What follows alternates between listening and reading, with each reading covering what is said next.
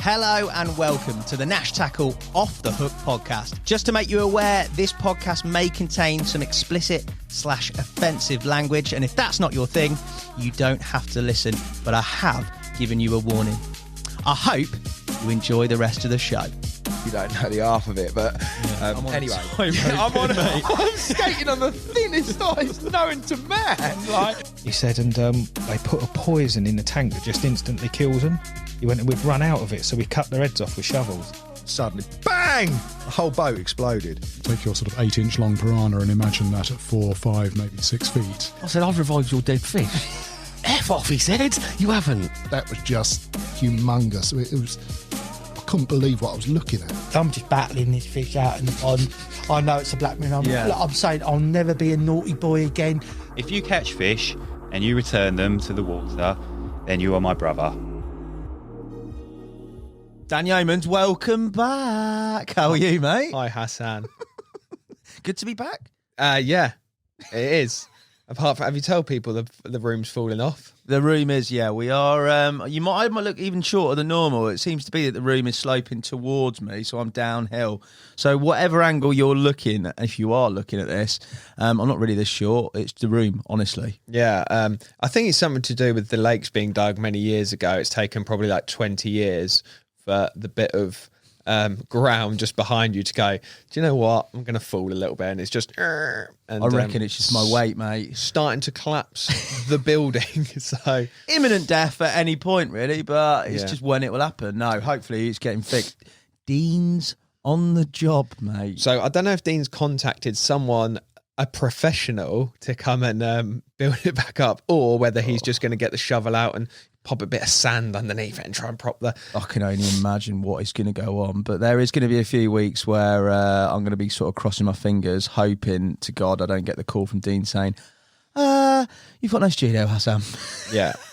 But no, it's good to be back. It's good to be back. And I don't know if this is going to be... There's a bit of a change in terms of... Oh, yeah. Filming them again. There might be a bit of a change. They might be on a new channel. I don't know if this will be the first one of the new channel or not, or if there's a couple in the bag. I'm not sure, but... Depends how restoration goes, I think, Dan. Yeah, whether we can even still do them. But watch this space. What have you been doing recently? It's been ages since I've seen you, mate. It feels like a very long time since I've seen you. So September and October have just gone like that. It's been so quick. Pretty busy. It's always busy around that time with our trade show period. Loads of cool new products, as you know. You walk around and presented it. So that's always a busy period. Had a week off beginning of September, which we'll talk about. What a week. What a week. I then went off on a big filming shoot. Obviously this year I've been doing loads more filming, as in being filmed, which is great fun because I get to fish. You didn't do that before, did you, mate? You were very behind camera, weren't you? No, very behind camera.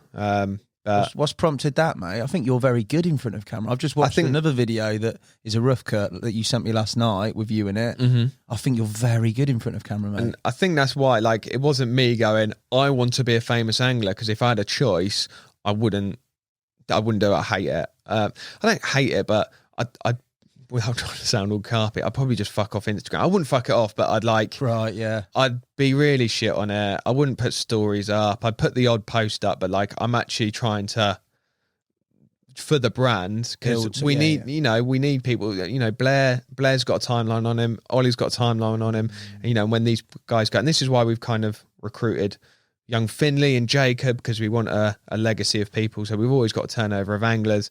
You know, Mikey left. He was a big part of our crew who we'd film.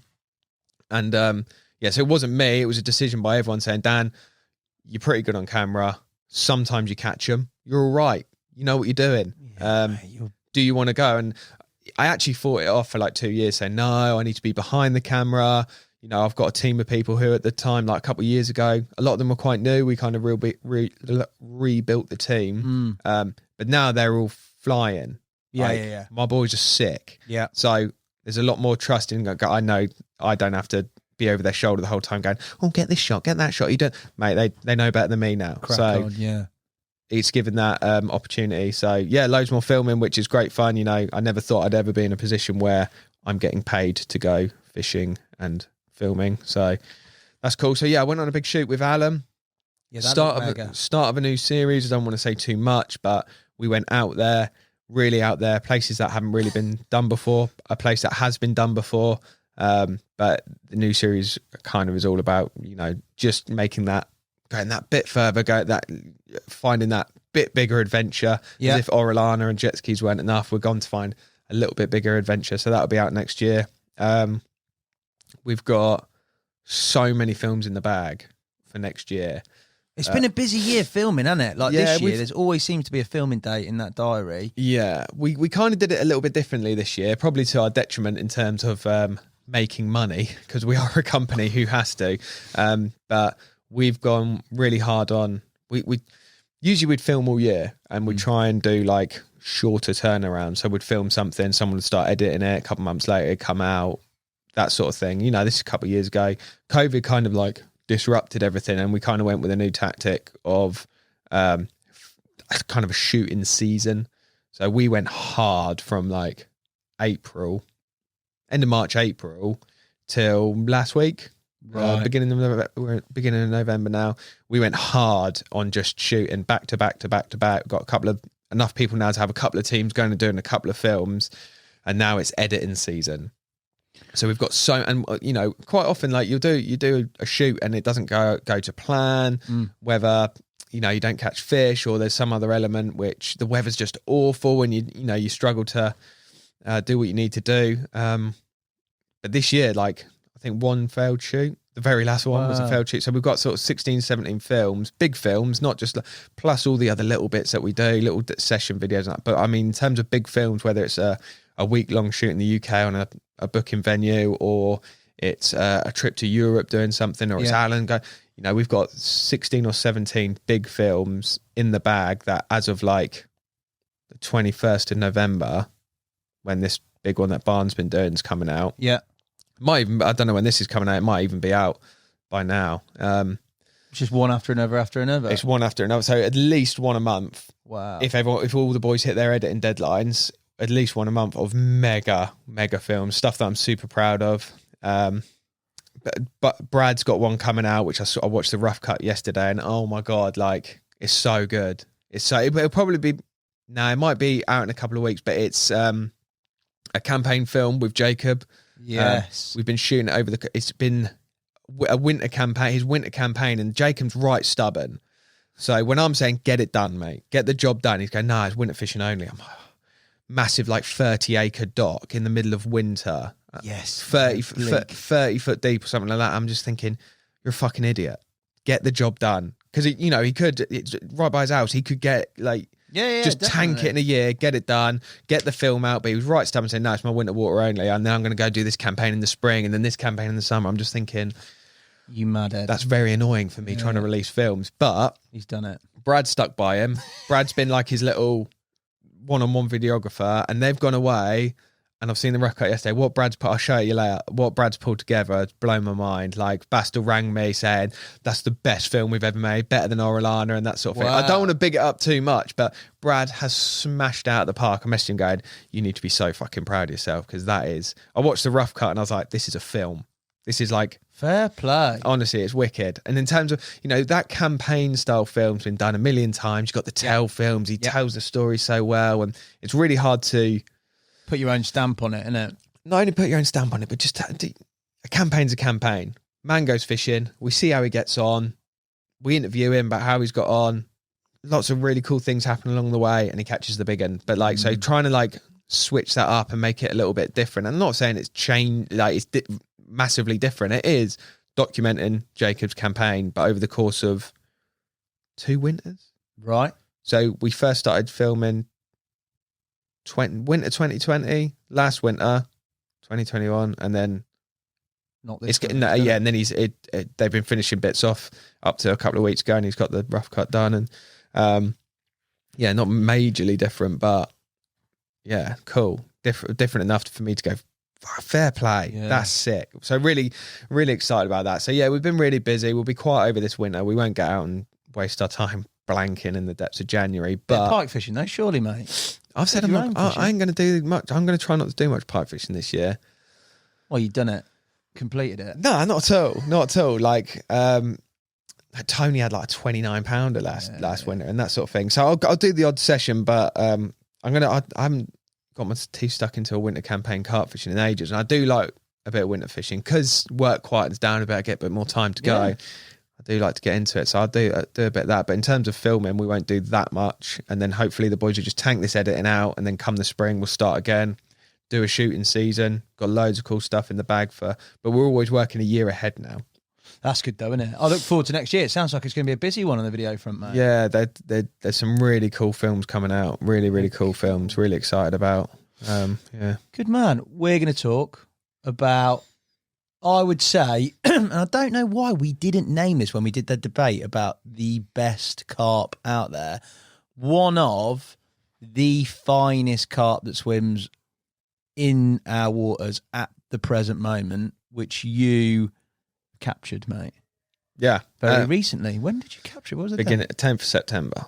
10th of September. Yeah. But we're going to talk about sort of the process. It's been a campaign or a target of yours for a long period of time. We're talking about the old Swavesey Fish, mate. Yeah. For you, a Fenland boy. Yeah.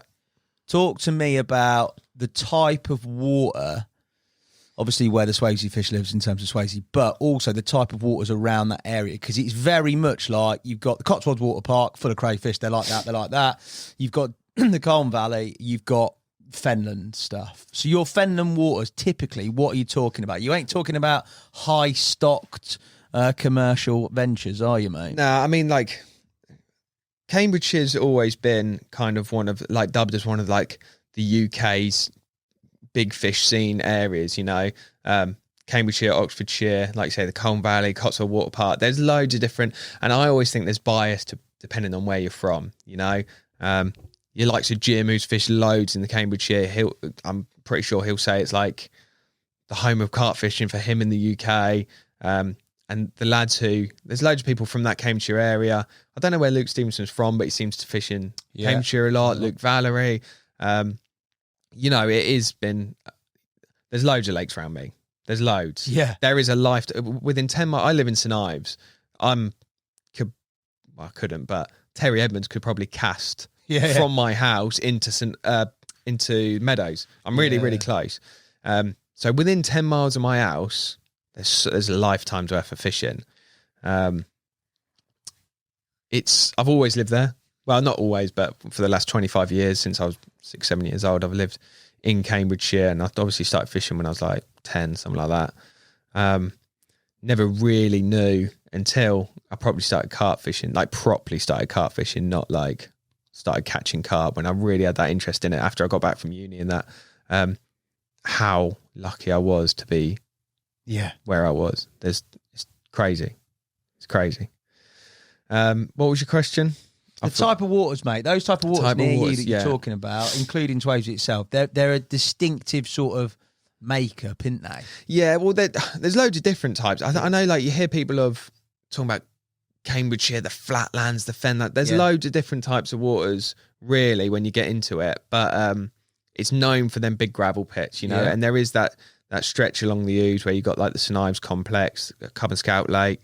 You've got the Fendraiton Complex Nature Reserve. That's what I think of when I typically think of, like, Fens. Do you know what I mean? Maybe because I've seen it. It's the most. It is the most, I guess, famous in terms of carp fishing. Is that Fendraiton Complex and Nature Reserves? You know, there's 1, 2, 3, 4, 5, 6, 7, 8, 9 lakes, 10 lakes, something like that, of all different sizes, from an acre to 120, 140 acres in Ferry Lagoon.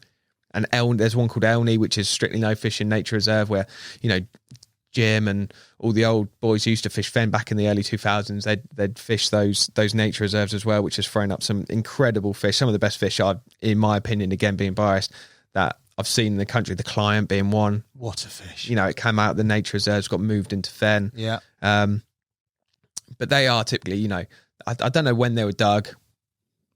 Early 80s, maybe late 70s, maybe. But I can only assume for gravel, isn't it? Gravel works. Of course, for the roads, the A14 and that sort of thing. But it's a massive complex of massive gravel pits. And that for me has always been, along with that St Ives complex, that you know, along that stretch of river there of the Ouse, it's the pinnacle of Cambridgeshire fishing for me. It's definitely what, as I said, what I think about, but also in terms of the type of venue, that what I think of is those open, big expanses, those big stretches of water where, in realistic terms, there is a small head, a very special carp. I know there has been subsequent stockings, Lagoon, etc., but atypically, especially when you, as you referenced, Jim and people like that who fished those complexes back in the day, it's the unknown. It's very much natural with regards to fish not being given loads and loads of boilie time and time again. The first time they fished it, they might not have even seen boilie before. So it's got that wildness about it. It's got that sort of, sometimes, especially when a big wind gets on there, you've been there walking it, you think, gee, this is savage. Yeah. I always say, like, you turn up, I'm sitting in my garden in April, and it's spring. You know, you can feel it in the air. It's like, and you get that feeling in your belly, like, it's spring, early April, like, it's a nice, you're in a little sun trap in your garden, you think, it's getting warm, they're going to be going. You step onto one of them lakes, mate, you're still in December, it's horrendous, like, everything's dead, wind's hacking into you, and you're just thinking, I'll come back in a month. You know, it's, they can be bleak at times, them big lakes. I always remember, you know, like I say, I always remember as a kid going around them, seeing the carp anglers, thinking, oh, them boys are proper, you know, out on the boats on Fen and that sort of thing. I remember, I must have been like 12, 13, and one of my mates had, maybe a little bit older, 14, probably not. He had a shitty little moped, but like really shitty, like really like a right little bang. And we used to rag around because it never used to have that busway through it. I don't know when that was built, but it used to just be quite derelict. There used to be like an old concrete. I think there was a railway track for it at one point. But I remember, I don't know what time of year it was. It must have been nice after school, going along there. He's riding this moped. I'm on the back, and I look across, and we're going past Fen Drayton and the famous boat slip in Fen Drayton, and there was people just doing photos of a carp. And I never stopped at the time. I'd obviously be way too scared to go up to random strangers going, can I look at the... But I remember just like looking as we went by, and there's a man, and there's the 90 acres of Fen Drayton behind it, and they were doing photos of a carp, and I was thinking, whoa, fair play. That's mental. You got a carp out there.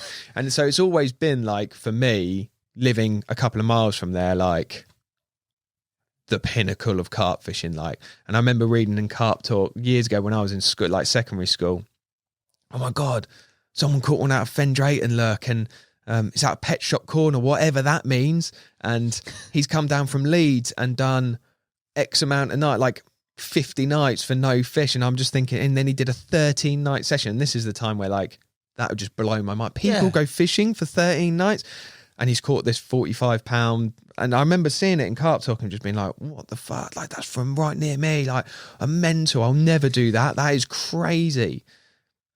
Fast forward. Now look at me. 13 nights blanking, nothing. Easy. Light work. But yeah. Before we get on to sort of your experience and this incredible capture, mate, your experience of fishing in and around those waters, obviously, like you said there, it is not your atypical sort of, I mean, people do start fishing those waters from the off, but you sort of tend to do your sort of tutelage, go to other venues where you're getting bites and then build up to it. For you, around that area, was Swavesey the first place you went to, or was there other... No. Swavesey's dead man's shoes. Yeah, 100%. So I remember I got back from uni and Loz was on there. This is like 2012. This is Loz Smart used to work here? Well, yeah. So he'd only just started working at Nash. We always used to fish Swavesey when we were kids for pike. Right. Probably weren't allowed to. Definitely weren't allowed to. But we'd go down in the winter and just chuck dead baits out. And I used to see a carp show in the winter and being like, oh my God. But we used to go pike fishing on there. So like when I got back from, whether it was uni, I think it must have been uni, saying that even just before going to uni, we used to go pike fishing in one of the nature reserves up there, which is near my house, one of the ones called Moor Lake, and just walking around spinning, and it was like a jack pike, a chuck. It was great. And I remember one day seeing loads of cloud in March, loads of clouded water, and just dozens of carp, and me and Loz were chasing them up the bank. Like, oh my God, look at all these carp. Went round one, and I don't know why we see this real big one. Don't know, it was probably £30 at the time, but we were young. Yeah. And, you know, there's this nature reserve, you're not allowed to fish. And we called it Missy. Don't know why. Missy. It's like, size of that, look at her. And we called it Missy. Like, I don't even have a common or a mirror. I just saw a big calf and we were like, we'll name it. Missy. Wow. We always joke about it still to the day. Like, I wonder if Missy's still there. She's still there. She's not. I've put a drone over it. It's not, there's nothing there.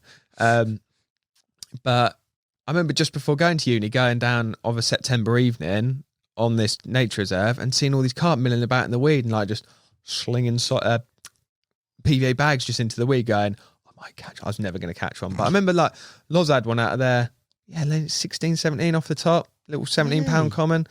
So we've always had a bit of affinity with the lakes. And then coming back from uni, Loz had a Swavesey ticket. Oh my God. And this is probably when it was a bit easier to get a ticket. Yeah. You know, it wasn't too bad. And I remember going and seeing him. He was fishing, seeing a few fish in the edge. And he was climbing up this tree, watching them and that. But again, not on my radar. I'd just come back from uni. Yeah. I was just getting kind of back into it again. What happened then? Yeah, so yeah, that's when I first kind of like, well, I always knew a Swavesey. I knew there was that big mirror, but that's when it first kind of was like, wow, Loz is fishing for these, you know, this big 40, he's on it. mid 40 mirror, which is like the Swavesey fish. And yeah, just being from where I'm from, it was always a bit like, that's fucking cool. How'd you get a ticket? Dead man shoes, mate. What happened? Yeah, so there's a long build up before Swavesey. Like I always say, the campaign started way before. Did it? Before that, because yeah, so I did some dotting about, some fishing. I joined Nash a few years later. I've been going to Belgium and exploring that, and it was all fun and catching all these amazing fish off what was actually like quite easy, because you go out there, the fish are bigger and better, like not better, but it was just easier to go over there. You could go over there for a weekend and catch 40 pound and it'd be like, yeah. Fuck? But you know, I very soon, after flitting about, started Nash, doing my overnighters on the river and club lakes around here. I very soon became like, I want to do something mental. I want to do like, I've said to you before, like the type of fishing I do, I've always been a dreamer. I've always gone like, I want to do, I don't like, the blanking doesn't really matter. I'd always try and like shoot for the stars and fail the majority of the time, but when that moment comes, it'll be so much more worth it than going and catching 20 pounders every week. And so I started doing that kind of that sort of fishing a few years before I started Nash, like going on a water where like I knew I'd be up against it, not that many fish in it, probably too hard for me at that time, but how else are you going to get better if you don't sort of challenge yourself? And I got offered a ticket, or a ticket came up. I knew you could get a ticket quite easily on Ferry Lagoon. Yes. So there's those three main lakes you can fish. Is Fendrater, 90 acres. Ferry Lagoon's like 120, 130, something like that. Maybe a bit less, I'm not sure. But it's a big slab of water. And then Swavesey's the third one, kind of on that run, which is 20 acres, 15 acres, 20 acres, a lot smaller. But yeah, I knew Loz had been on there, and I think he'd gone on, he'd gone off, and he got a ticket back, and then he dropped it again. And I'd always gone and seen him while he was on there, and I remember going to see him one time and walking over to Ferry and just looking at this mental expanse of water, hearing all the stories about all these old carp that used to be in there, because it used to be, you know, a lot of big fish in there, you know, 40s, 50s, like a lot of decent fish, and especially back in probably before them floods, really. So like late 2000s, it was, quite a mega water, but not that well documented. I remember standing there watching the sunset thinking, yeah, fuck it, I'm going to give this a go next year. Spoke to Gary. He said, yeah, tickets are easy to get on Ferry because not that many people, or people typically will pick up a ticket, fuck it off after a year because it's stupid. And I went, okay, this is my challenge now.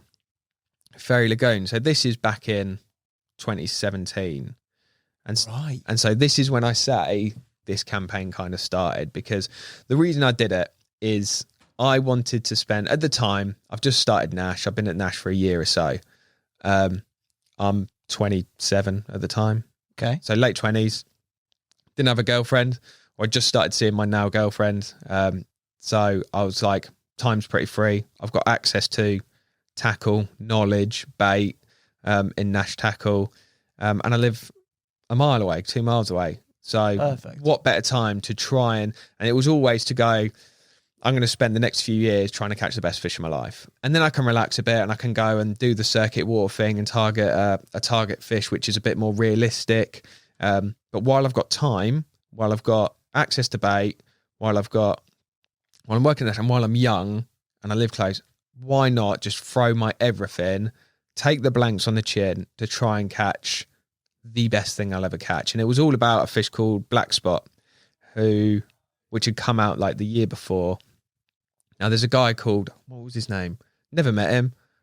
Local legend, a guy called Mark Collins, I think his name was. Right. And he'd had 23, 25 bites out of Ferry Lagoon. What? Mental. The year before he'd been on Swavesey, which again is a very, very hard water, and he'd had 9 bites. Mental. Jesus. Something like that anyway, including the big one. Went on to Ferry, had 25 bites. He caught that black spot 3 times.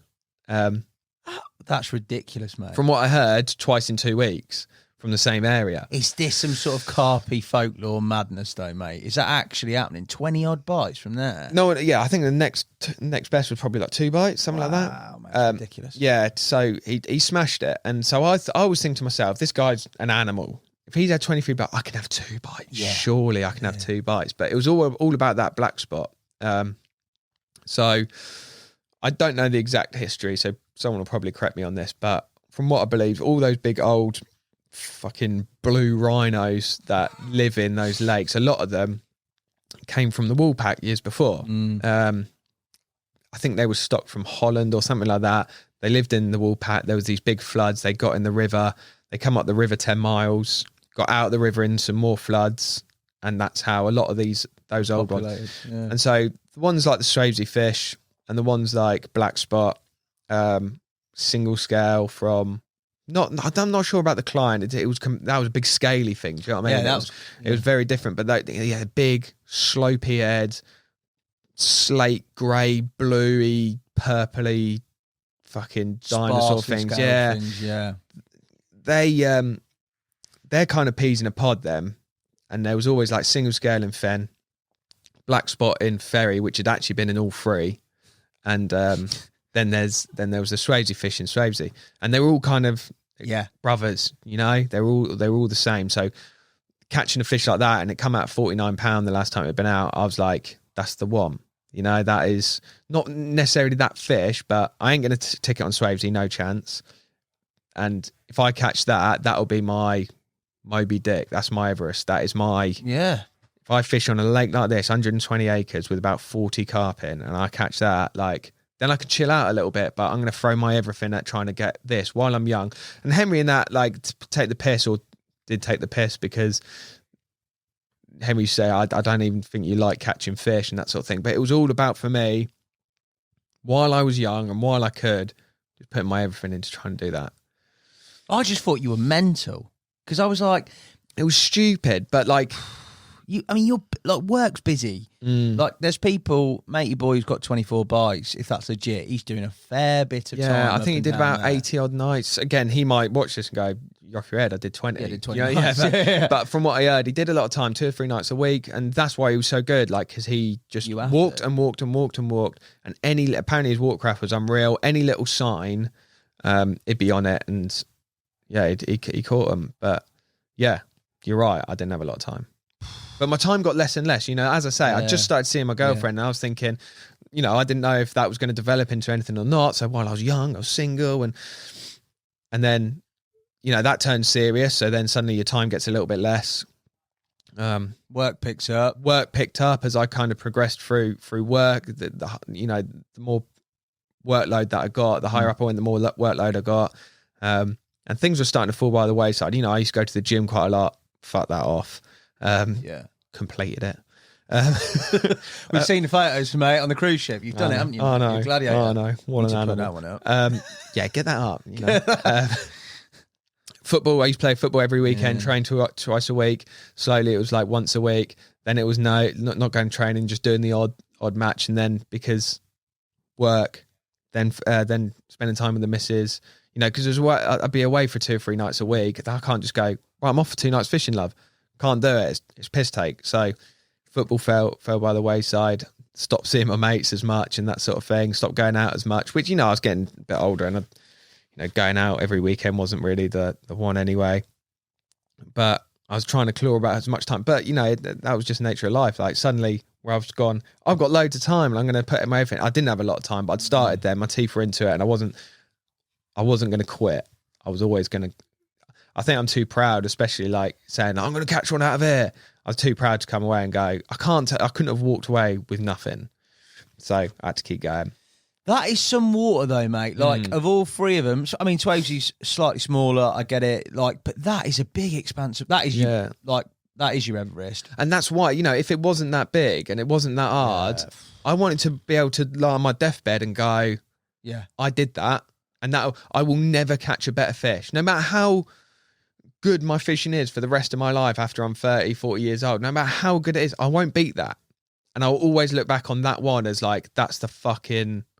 That's my gold medal. That's my like, I did this. Tell your grandkids stuff, and they don't give a shit. Like who's this?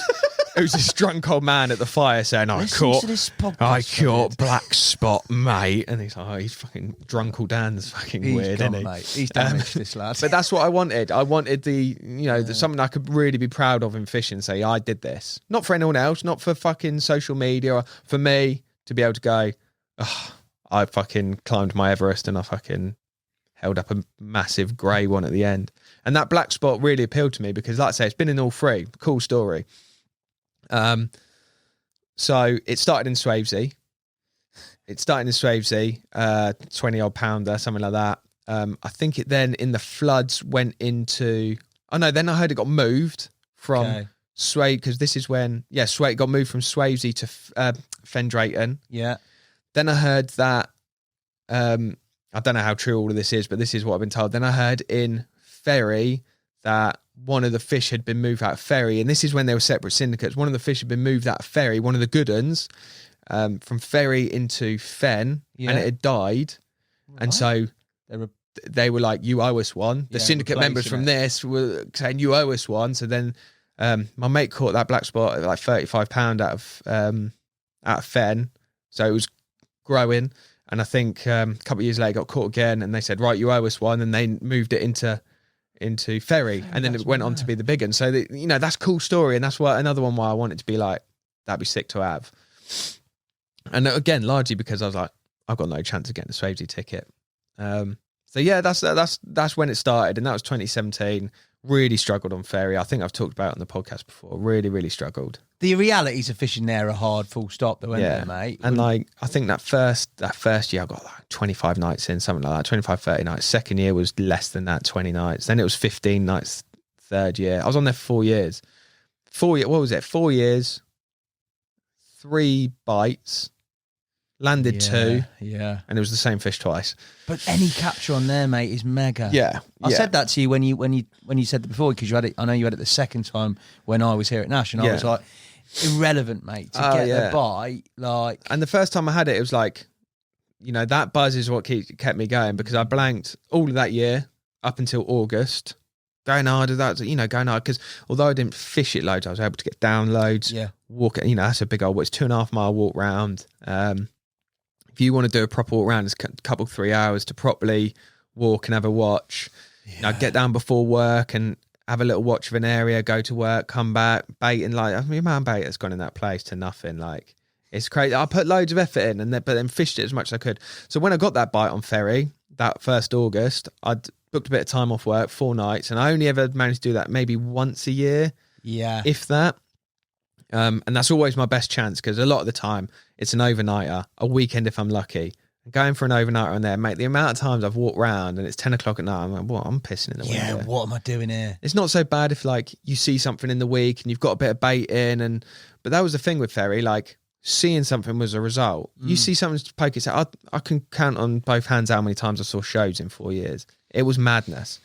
I'd be, I've seen one, like, but then, I caught that first one, and like the buzz was like my first bit of heroin. Yeah. You know what? Do you know what I mean? It was like, oh my God, I know why I'm doing this now, because it was unreal. Like, I'm like no other fish. Caught bigger fish, caught nicer fish, but that was, that bite, I can imagine, is electric, mate. Yeah. Electric. I'd be shaking like an absolute thing. So without going on about Ferry too much, I did a couple more years. The next year I blanked. I lost one in October. Yes.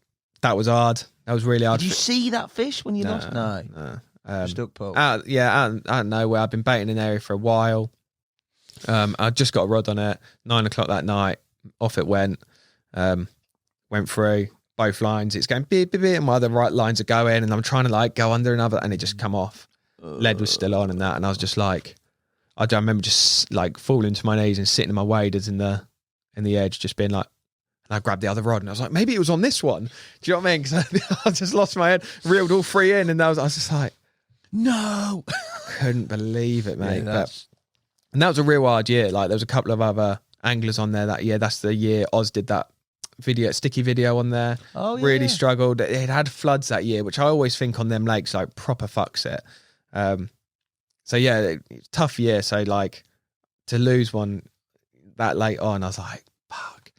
Especially with the amount of time I had, and then the following year blanked all year, nothing. That year was interesting though, because that year's the year that one of the dudes had caught the common I caught, and it was £52, and I was like, oh my god! And there's rumours that he had another couple of big uns. I was like, fuck. Bloody hell. So that's when, and I'd like my mate Dave Robinson, you know Dave? Yeah, Dave. Used to work for photography, and that like Dave's like oozes cartfishing passion like no one else I've ever met. Not a cartfishing, fishing passion. He loves it, and he got a ticket on Ferry. Halfway through the year, he managed to speak to Gary and he's like, yeah, there's tickets, because after the syndicate fucks it off in spring. Yeah. So he went down there, and I remember sitting there with him, and we're talking about how amazing it is to catch one out of here, and this is like, some of these fish are like the last bastions of fenland fishing, and we started talking about Swavesey, and we were talking about how like there's no chance of getting a ticket, and he was like, that's the fucking one, mate. And if you've ever sat with Dave to talk about carp fishing, he'll light a fire in your belly. Like the hairs will stand up on the back of your neck. The way that you should get him on a podcast, because the way he talks about fishing is like unreal. He's like the ultimate hype man as well. If you're like, oh, I might go here, he'll look you in the eye and he'll go, you know about that place, and he'll just talk, and I'll just be like, oh, let's do it. And we're talking about Swavesey, and he's just talking about like, it's the last of the fucking Mohicans, that one. That is fucking the one. Sorry about the swearing, but this is what he does. He like gets under you, and he's like, that is Cambridgeshire fishing encapsulated in one carp. Do you know what I mean? And like in the country, because I'm not putting it up there with, you know, you talked earlier about, is it the best in the country? And I never say that because it's massively biased. Of course, I'm going to think it's one of the nicest ones in the country, because I've grown up around it. I've seen pictures of it when I was a kid up in the tackle shop wall. I'm thinking, look at it. But you know, Dave was here that night when we were all talking. But like, I know Elliot on their podcast. Yeah, they were talking about it, and that then kind of went on to our debate as well about it. But they're all in the office one night, and I walked in. I'd been in a meeting somewhere at 10 o'clock at night. I've walked in. There's a few lads here having a drink and that. And there's the Cotswold boys talking about the croc, and then Elle and Dave talking about the Swavesey Fish, and a couple others were in the mix. But it kind of come down to them too, and they put it down to, if you're from that area, that end of the country, it's that one. And I never wanted to jump on it, because you're fishing from it, I don't want to be that guy who's like, no, the one I'm fishing for is the best. Like, regardless, none of them are in the same league as the Burfield, but don't you think? It's a league of its own. I listened to that debate one, and I just said, you can't put anything else in, because that is like one of the last ones of all them old school Mary, Black Mirror, all of them. Yeah, maybe. That Swavesey one's not quite bit later up there, but Dave was saying it was about, mate. It was about, that was in the same league as them. It just wasn't as well publicised at the time. You know, it's when you think of Fen Drayton Complex, it's the client, it's the Swavesey Fish. Client, yeah. You know, they've been in there. Yeah, I've seen pictures of it in like 97, something like that, at £28, something like that. So like, it's been about, and like, just from being around there, it was one of them ones. And then you listen to Dave talk about it and proper like, and then the wind was in my sails. And every winter anyway, or every cut in February, I dropped that message to Gary going, any Swavesey tickets coming? Anyone dropped from a Swavesey ticket this year? So I was always punishing Gary. Now, kind of going back a bit, back to 2017 when I'd started on Ferry. Yeah.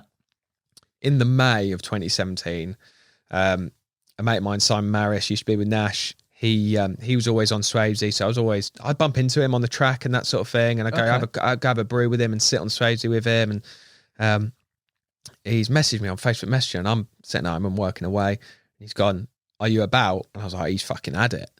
And so I rang him straight away, and he's like, "I haven't had it. My mate has. There's no one about. Are you about to do photos?" I was like, "I will be there in 30 minutes."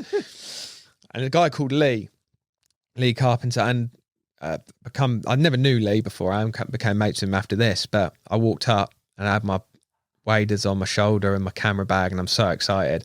And that was the first time I see the Swavesey fish, and he'd had it. First bite from there after 48 nights.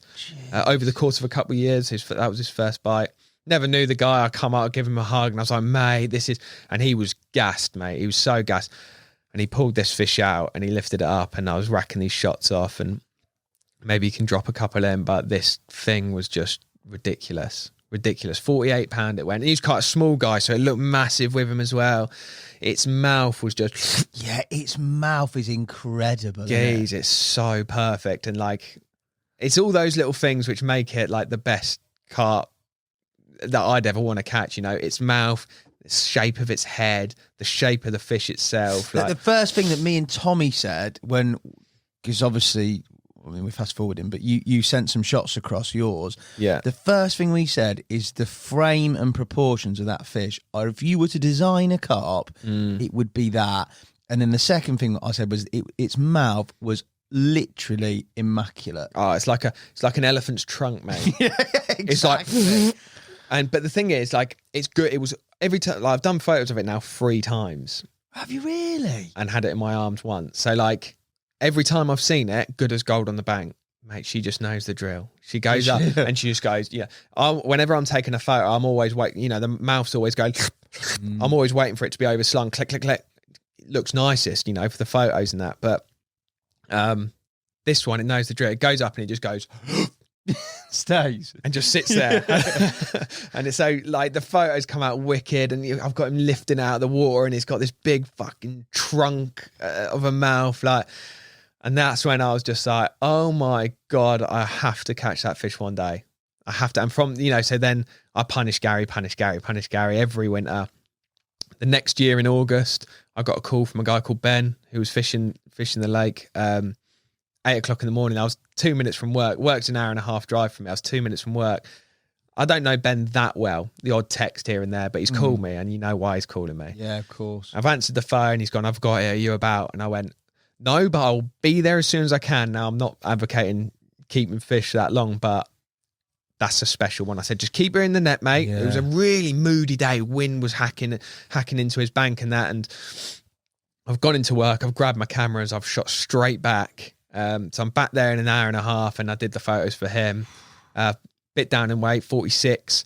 Now, it was always going to be around that 46 to 49 mark, kind of topped out at that. Do you know what I mean? I'd never think it'd go any higher. Again, mega shots. He was made up. He's had the client before as well, so to have them two in his album, like, that's unreal. And then I think it came out again the following spring, and then it came out again the following June, so 2020 June. So it's pretty much done one bite a year. One bite a year is typical, and then that year it did 2. So it did 2020 June. It did a bite just after spawning, right down in weight, like 43 pound. Right. And then Simon Maris had it, and I was buzzing for Simon. Yeah. Like, he'd been on there 6 years. 6 years. 6 years, 9 bites over 6 years, something like that. Fishing it fairly hard. He had it in October. I got the call. He'd had it at like 7 a.m., 6 a.m. October. I was down there, and at like half hour, I was in bed with my missus. I was like, this is what I've had a couple of calls off Simon. I've gone, "Have you got it?" And he's like, "No, it's a £30 comment." Okay, all right, sweet. Went and did the photos. But this one was like, "Yeah, I've done it. I've had it." And I was like, buzzing for him. I grabbed a bottle of champagne. No, I think Blair had given my girlfriend a bottle of champagne, so we'd done like a big IKEA run for him once, and to say thank. So we had this. I said, "I'm taking your champagne." Grabbed it, ran down there. I was buzzing for Simon. 52, and it was a different animal, mate. It was like I'd not, I'd done photos of it 3 times by this point, but this time on the bank, I did a bit of video footage of it and that, and like, this thing was just mental, purpley blue, like with those autumn colours and that, and it just looked mental. And like, Simon's quite a reserved guy. He's like, buzzing, nice fish. How big sign? He's going, could have been 55. I'm going, you're fucking mental. I'm running around like this chicken, mate. I'm just going, look at its face, look at its mouth, like, and like the other people there, we must have been like, is this weird? But mate, it just looked incredible. And so yeah, every year punishing gets high. This podcast is going to go on because I no, mate, I love it. Yeah, so every year, Basie wouldn't let you basically his dead man shoes, but you punished him. But I was, as soon as I got on Ferry, I said, can I have a ferry ticket, but can I go on the Swavesey list? He's like, yeah. So I was quite low down, but every year, every time this fish comes out, that list gets bigger and more people want it. And you hear rumours of different people trying to get on. And you just think, is Gary going to give him a little sly one and that? But 4 years I waited, punishing him every winter. And finally was my time. With it doing them 2 captures, that's 2 people dropping. Now, Swavesey's only 10 tickets. The makeup of the lake is, so because of the makeup, like 4 people on's busy. With bait boats, 4 rods and that. Is that the rules? I don't know the rules on that. So bait boats allowed? Bait boats allowed, and you're allowed 4 rods. So it's 20 acres? Probably less, probably 18. Okay. And it's kind of the shape of a dog bone, if you imagine. It's got 2 big, almost big bowls each end, and a bit of kind of a bit thinner. But the thinner bit's 170 yards across, 140 yards in places, 170 and like so.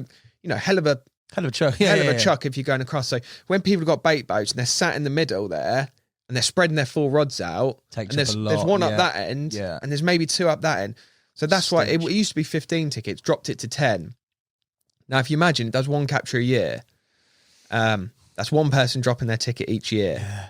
So if you're 10th on the list, that's 10 years till you getting a ticket kind of thing. So anyway, I'd been jumping up that. Luckily, it was getting caught pretty much every year that I'm on Ferry. Yeah. So the tickets are going. I'm jumping up. And they did 2 captures that year. So I knew it's done 2 captures. I'm going in on Gary going, I know there's 2 spots up for grabs. And yeah, I got my ticket. What year is this? So I got my ticket spring 21? 21. Yeah, spring 21. Yeah. So it starts in April. Yeah, got my ticket April. How did you find, in terms of the difference of water? I know you did a bit sort of over the other side. How was it going over to Swavesey in comparison to where you'd been before? Was it shallower, deeper? Was it similar? Did you feel more optimistic because it was smaller? That fish once a year capture is attainable to some extent. So the fact that black spot had never been out of Ferry, I think it's gone. Yeah. I put my house on it being dead. You never know. One of them could be anywhere, but it hasn't done a capture since the year before I started. Still to this day, which we're looking at 7 years ago now. Yeah. Maybe. So, yes. 7 years ago, 2016 it last come out. Yeah. So, and it come out 3 times that year, never did a capture. So going from somewhere like that where a show is like, oh my God. Swavesey was a different lake from what I've heard. You listen to Jim's podcast and that sort of thing. He says it's like the hardest lake he'd ever fished. Yeah, And the Ferry was very hard, but it's because I could never find them. Rarely find them. When you did find one, you felt right in for a chance kind of thing. But I never really was able to find them that well, especially with the amount of out of bounds. Swavesey, I could find them, no problems. Like I was always told, if you're a stranger walking on there, you'd think there's 100 fish in there, but there's 20. Right. Like they love a show, but trying to get the fuckers to eat is tough. So, and again, Jim says in his podcast, how they grow so big on what they eat, like what are they eating to get that big? Like if it's not angler's bait, it's quite incredible really. So I always knew it'd be a challenge, but a very different challenge in terms of I'll probably be able to get on them, but I'll probably have to angle very well to get those bites. Loads of naturals, loads of weed? Or not loads really? Of weed. So it's there is areas which are a bit shallow and get very, very weedy. I'll get onto the edges in a bit, but like the edges tended to get this big band of weed, as deep lakes do, because it does go down to about 22, 23 foot. Okay. In a lot of it, there is big huge areas, especially. So I talk about that dog bone shape. Yeah. If I try and allow people to picture it. So you're looking at it from Google Maps, imagine. Yeah. It's a dog bone shape. Up the right end is right-hand side. If you look at it from above, it's a big end, which is like kind of big gate end. There's a big cattle gate, and that's one of the swims is big gate. Opposite that, we call it the root ball, swim over there, and there's a couple swims dotted on kind of the very right end bank. that's very barren. You know, there's a couple of bars and that sort of thing, but not a lot. And it's very deep, like moonscape stuff. Don't really get much weed growth apart from in the edge. That channel down the middle, again, very deep, 22 foot across. Maybe the odd hump here and there, but not a lot. Not a lot. And then as you look at the left-hand side, there's a bay kind of right into your left there. They call it Lesbo Bay. I won't tell the story of why they call it Lesbo Bay because it's probably not very PC, but I reckon it's something to do with some lesbians.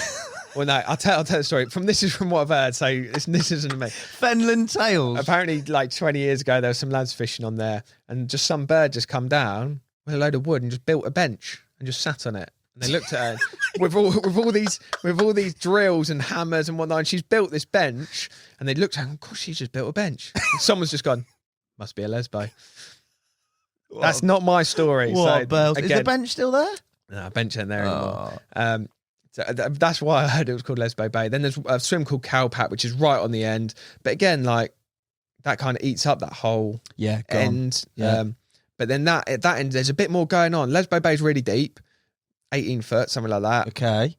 Quite barren. And then there's a point which kind of is like the point which makes that bay called Shanty Point. And out there in front of it, there is a bit going on, a couple of bars, humps, and it comes up shallow, 10 foot from 20s and that sort of thing. So there's a bit going on there. And then the whole of the back bank is completely out of bounds. Oh, okay. So you can only fish one side of that? Only fish one side. So that's what I'm saying. When it's a big chuck across, this is why people use bait boats and that. You might be thinking, well, it's 100 yards across, why don't you just go around the other side? You can't. Yeah. Completely out of bounds. It's like ground nesting birds. Because it's all nature reserve. Okay. Ground nesting birds, not allowed over there. Ooh, wow. And obviously they love it over there. Of course they do. You're not allowed over there, but occasionally there was the time when Sunday afternoon, knowing about it, you have a little walk over. And that's kind of the only place. There's a couple of trees you can get up and yeah, you see them over there. They like it over there. But so yeah, that's kind of the makeup of it. So quite deep, couple of features, gets a bit weedy in areas, but yeah, they love a show. They love a show. That's why it was so different to Ferry. But in terms of that kind of big pit style carp and like big fen and gravel pits, that was the makeup of it. Yeah. What's your starting point on there? Show and chuck something at a shower? Yeah, it was just all about learning that first year, I think. So I started probably a bit late because of work. May, I think I first got on there. I started walking it in April, and there's a couple of lads fishing it April time. Okay. My very good mate Loz got back on there that year as well. He started early doors, and another guy called Adam and a guy called Tony did a lot of time. So I was just walking it kind of thing. But May was the first time I'd actually got down there, and I thought, oh yeah, I plotted up in big gates. I've got that big expanse of water in front of me. I've been baiting a little bit as I come, and I always thought I ain't going to use a bait boat. I don't know why. Nothing against them. A lot of boys have done, but not a bit of me. Not the fact that I wouldn't, and I would in a certain situation, of course. But I always knew that if I caught one with a bait boat, there just wouldn't be quite the same buzz for me. It's the only reason. Okay. I knew if I caught it without a bait boat, the buzz of catching one would be just that little bit higher than if I caught one with a bait boat. You love it, don't you, mate? It's all about. Yeah, but don't get me wrong. If everyone was tanking it with a bait boat, fucking catching loads, I'd use a bait boat. Yeah. But they weren't. It wasn't necessarily an advantage. You know, the lads using a bait boat was struggling just as much as the lads who weren't. Yeah. Okay, I get you. So, but it'd be stupid if everyone's tanking a bait boat to the far margin, catching loads, and I'm going, no, I'm not going to use one. I'm carpy. Yeah, it'd be stupid. Yeah. But I didn't feel at a disadvantage. So my plan was to try and be a bit different. A lot of people fished over to that far side, not necessarily doing that well. You saw the fish over there quite a lot, but my plan was to bait near side quite a lot and fishing the edge near side. So I baited a couple of areas. So I just plotted up on one of them to start with. Loz had come down my next morning. My brolly had broken and clapped. So it was like, when that wire goes and they like kind of sink as I was kind of half sat on a brolly, couldn't see anything. Weather was amazing, but shit, it was blowing up my end, rain hacking in and that. Me and Loz had huddled under this brolly, having a cup of tea. And I think I was on FaceTime to Henry at the time, and he's like, "You caught one out of Swavesey?" I was like, one night in. I was like, nah. No. And Loz has gone, "Oh, there was one, fucking there was one." Poke my head out, like, we're watching the area, boom. Now, looking back, this could just be me, but like big fish, boom, come out, like right up to the wrist of its tail. One of them ones straight up, straight down. Just a silhouette, real grey day, when it's grey on the water, and it was just a black silhouette, boom. 170 yards, long way. Like, I was only fishing close into this reed bed. Looking back, in my mind's eye of that fish, I think it was just the shape of it, just because it was a silhouette, just the shape of it. Looking back, like I just 170 yards as well. Yeah, a long way out, and it was huge fish. And I just thought at the time that it was just a show. Yeah. But then a couple of weeks out, I was just thinking like the shape of it and that, and I was just thinking, I think that was her. Probably not. Probably me just gallivanting. Yeah. But that morning, 100 shows. 100 shows. Yeah. So instantly, rods are in. And as the rods are going in, I'm moving up the bank to try and get... I'm losing my head. Mate, rods are all in, and I'm moved up the bank, only sort of 50 yards up the bank. It's like... Swavesey's a bit like a cow field. It's like a bit of a meadow. It's not beautiful to look at, It's grown up a lot over the time, but it is just a cow field. There is cows in the field, and it is just this big, open, quite barren pit. Not that many trees around it. A couple of big reed beds and that, but quite barren. So you can move up the bank. And there's obviously the swims, but you can kind of fish from anywhere. Moved up the bank, and as I'm moving, another show. So I think I put 2 zigs on, 2 choddies. I fucking wanged them as hard as I could. Probably got 120 yards, so I'm like not on them, but I'm as close as I can be to them. And me and Loz sat there that morning, and they were like at the back. There's like little bays that go in. There's little peninsulas that come out, and they're right up against the bank, 20 yards out of the bank. Boom, boom, boom. I'm watching them in the binoculars, and I'm literally seeing them in the binoculars, going £20 common. £20 common. Swavesey fish. And I was just going, this is mental. I saw more shows that morning than I did in 4 years on Ferry. That's crazy. So I'm going, this is going to be easy. I can find them. This is going to be not easy, but like just completely different to Ferry. I blanked. Did 2 nights, blanked. And that was the start of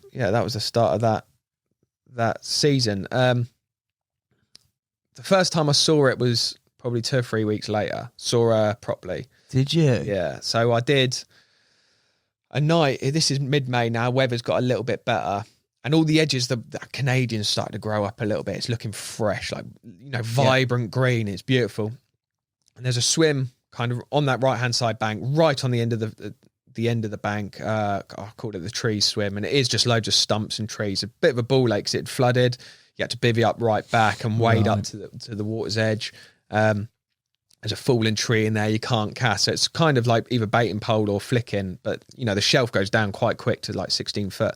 But all that shelf is lovely, fresh Canadian and that. I've been baiting a spot. I found a little clay spot at the bottom of that shelf. It's deep, but I was just like putting a little bit of bait on it every other day and fishing it. And there was a few spots along that edge which I've been baiting. What bait? Just boilie? Did you have any nuisance fish in there? Any bream? Nah, loads of perch, but...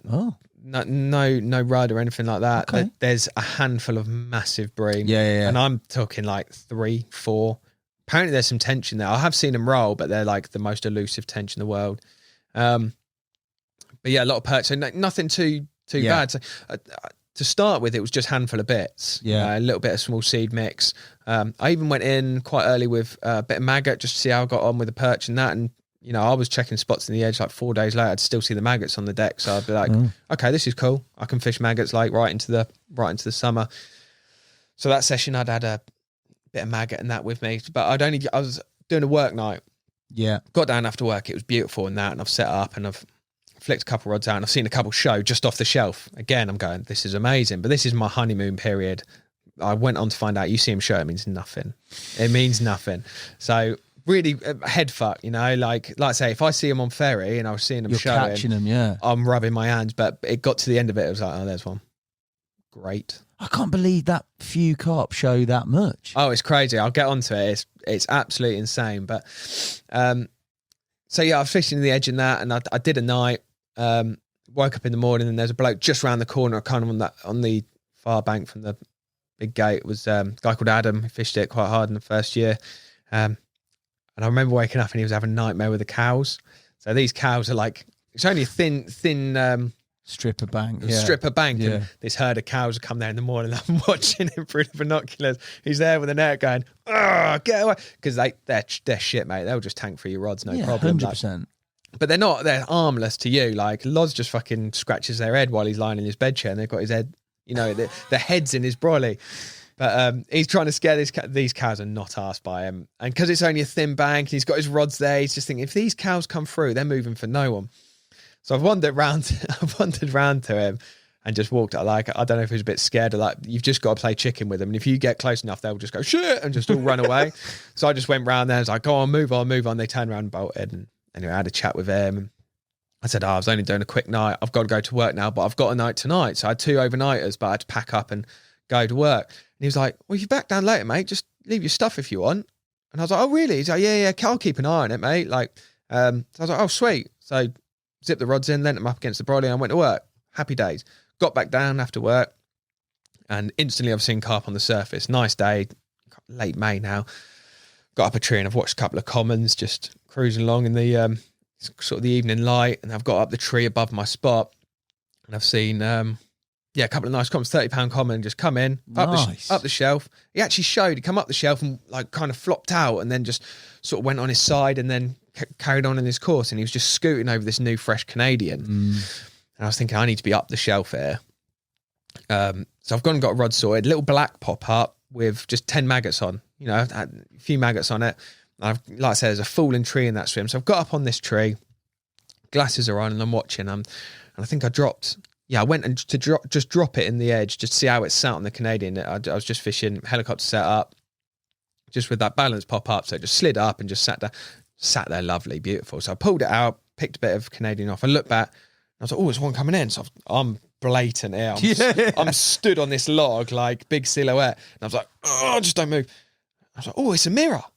I was thinking, there ain't many, in fact, apart from these stockies, I'll talk about them in a minute. Apart from these stockies, there's one mirror in there. And it didn't look that big. And then it got in front of me there, and I just see its back end. And I was like, oh my fucking God, it's her. And it, mate, it's there. Like, jeez. I could have poked it in the eye, and it just waddled along. Didn't spook off me, just waddled along. And there's kind of a fallen tree to my right into the water. It kind of hit that, and it just waddled down the shelf. And I've just gone, oh, get it on the spot, boy. Just not even a spot, just it on top, just anywhere. Rest it on top of that weed, because clearly they're scooting. And I've just dropped it like that. I'm slackening off, and I can just see it sit perfect. These just 10 little maggots just wriggling like this. I've looked. She's coming back. And she's coming back up the shelf. And I can just see the width of her now, because she's like looking at me. Looking at you, yeah. And again, I'm just up there, rod in hand, like... Nothing you can do. Caught pants down, like... And she's... mate, I saw her eye just fucking look at these maggots. Come up, right over the top of the maggots, and I could see her eyes moving. Never spooked or anything. And I'm like, Adam's there. And I'd been around to say hello, I'm back and that. I'm like, he's about to see me. I think he was like watching the water. He's about to see me just go bang, like into like drop a rig. And I was like, I'm about to catch it, like second, third night. Like, and it just waddled over, kind of slowed down a bit, flared its little fins and that, and then just waddled away back down the shot. I'm like, didn't spook it. Happy day. He'll come back, yeah. Mate, so I'm out, one rod in the edge. I moved my bivvy about another 30 yards back, and I'm pacing up and down my phone like, Loz, I'm going to fucking catch it tonight, mate. I've seen it, and I'm just going mad. Blank, nothing. How?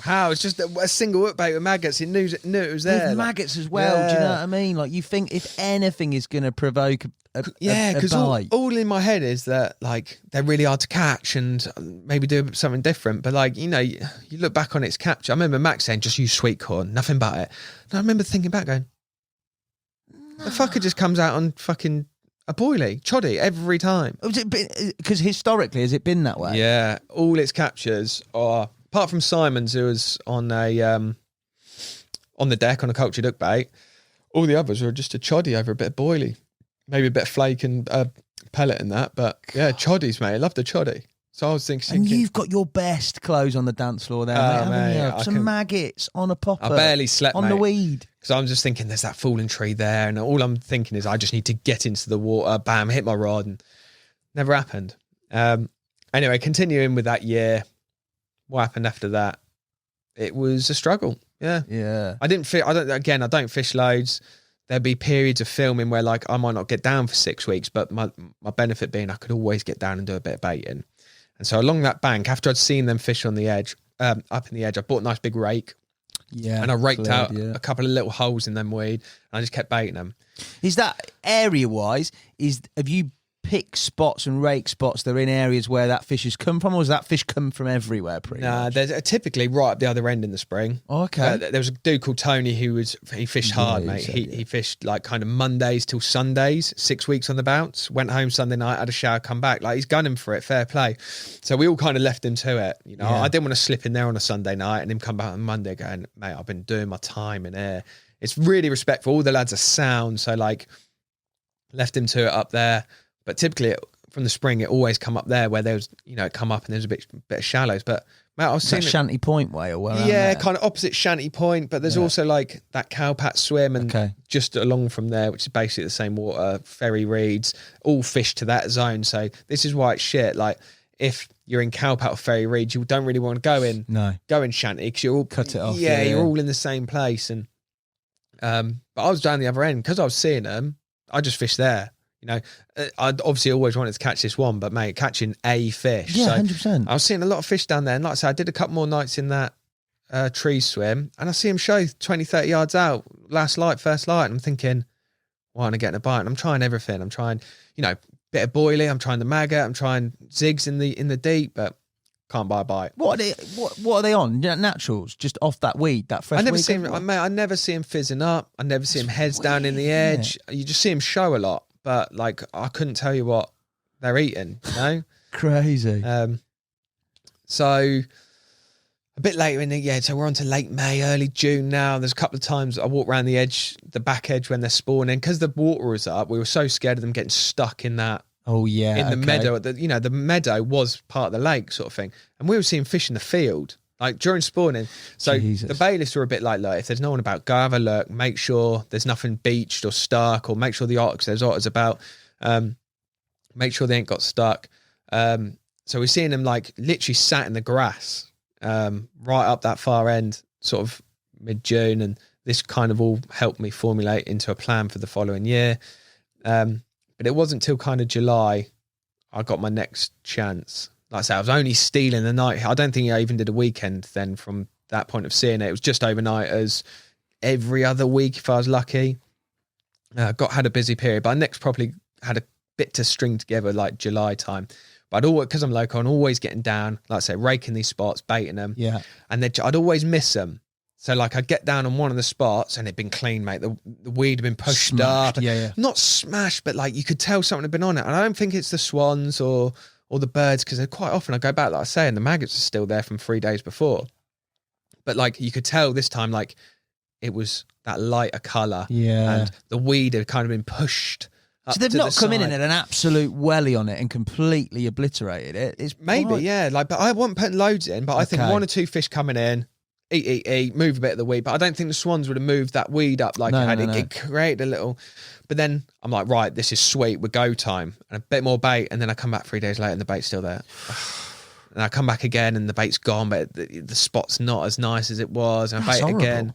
And I come back 3 days later and then it's looking good again. And I get a rod in and fish a night there. And it was all very like, I just felt that without the time to sit there, I was always missing them. Be chasing, A day yeah, too yeah, late, yeah. or I'd love to be able to like bait it and then be there for when they came in, or, you know, because over that 3 day period, they could have come in at any time and it probably only took them an hour to have their go. But all three of their spots, so I had, along that bank, I had 3 spots kind of in 3 different areas. And if I was feeling really cheeky, I'd put a rod in each and sit, and it'd be a bit of a jog, but You'd be right. you're allowed. Yeah. Back in the day, Gary used to say, like, right, rod's out, get down the pub. Yeah, One of them exactly, ones. yeah. But no, I'm only talking sort of 50 yards, one in front of me, and then one like 20 yards, 30 yards into a gap that way. But each of the spots were kind of always moving and doing their thing. Like, so, my right-hand spot would look a little bit clearer. That was a bit deeper, but I could just see it glowing a little bit. I'm sure that's cleared off, where the other two had done nothing. And then that would cover over for a couple of weeks, and the middle spot would get a bit bigger. And do you know what I mean? They would never, I'd bait all 3 and I'd never have smash. It'd always be like they'd pick one and then just fuck off. But anyway, July time, I had my next chance, and I've gone down there just for a bait. I don't know why. I always look back and go, why didn't I just fish that night? But there would have been a reason why I couldn't, whether it was work the next day or I had to go filming or something like that, or I've been away for 3 days, so I couldn't take so I must have done that, been filming, swung in my way home to do my bait up. I've crept into that margin spot, which is actually like through this wall of reeds. I didn't want anyone to see where I was baiting, so I kind of like crept through this wall of reeds, and I was just like walking out. It's only 3 foot deep, it's way to depth, and I'm just baiting up. And as I'm slowly creeping, I know I'd always go check a tree where you could have a look, and I saw a bit of cloud in a couple of shapes, and I was like, fucking hell, they're here.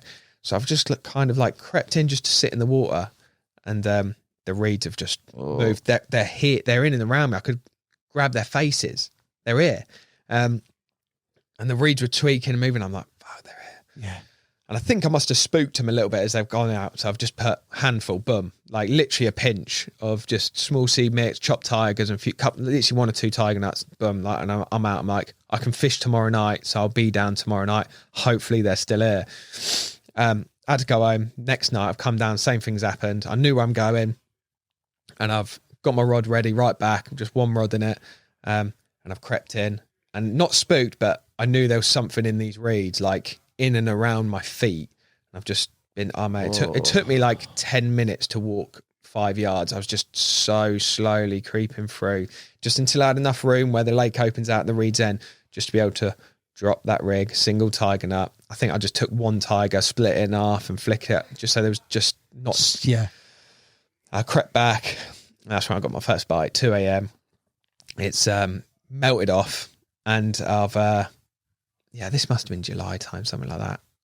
Yeah, and I've jumped in the water, and I just remember being in the reeds.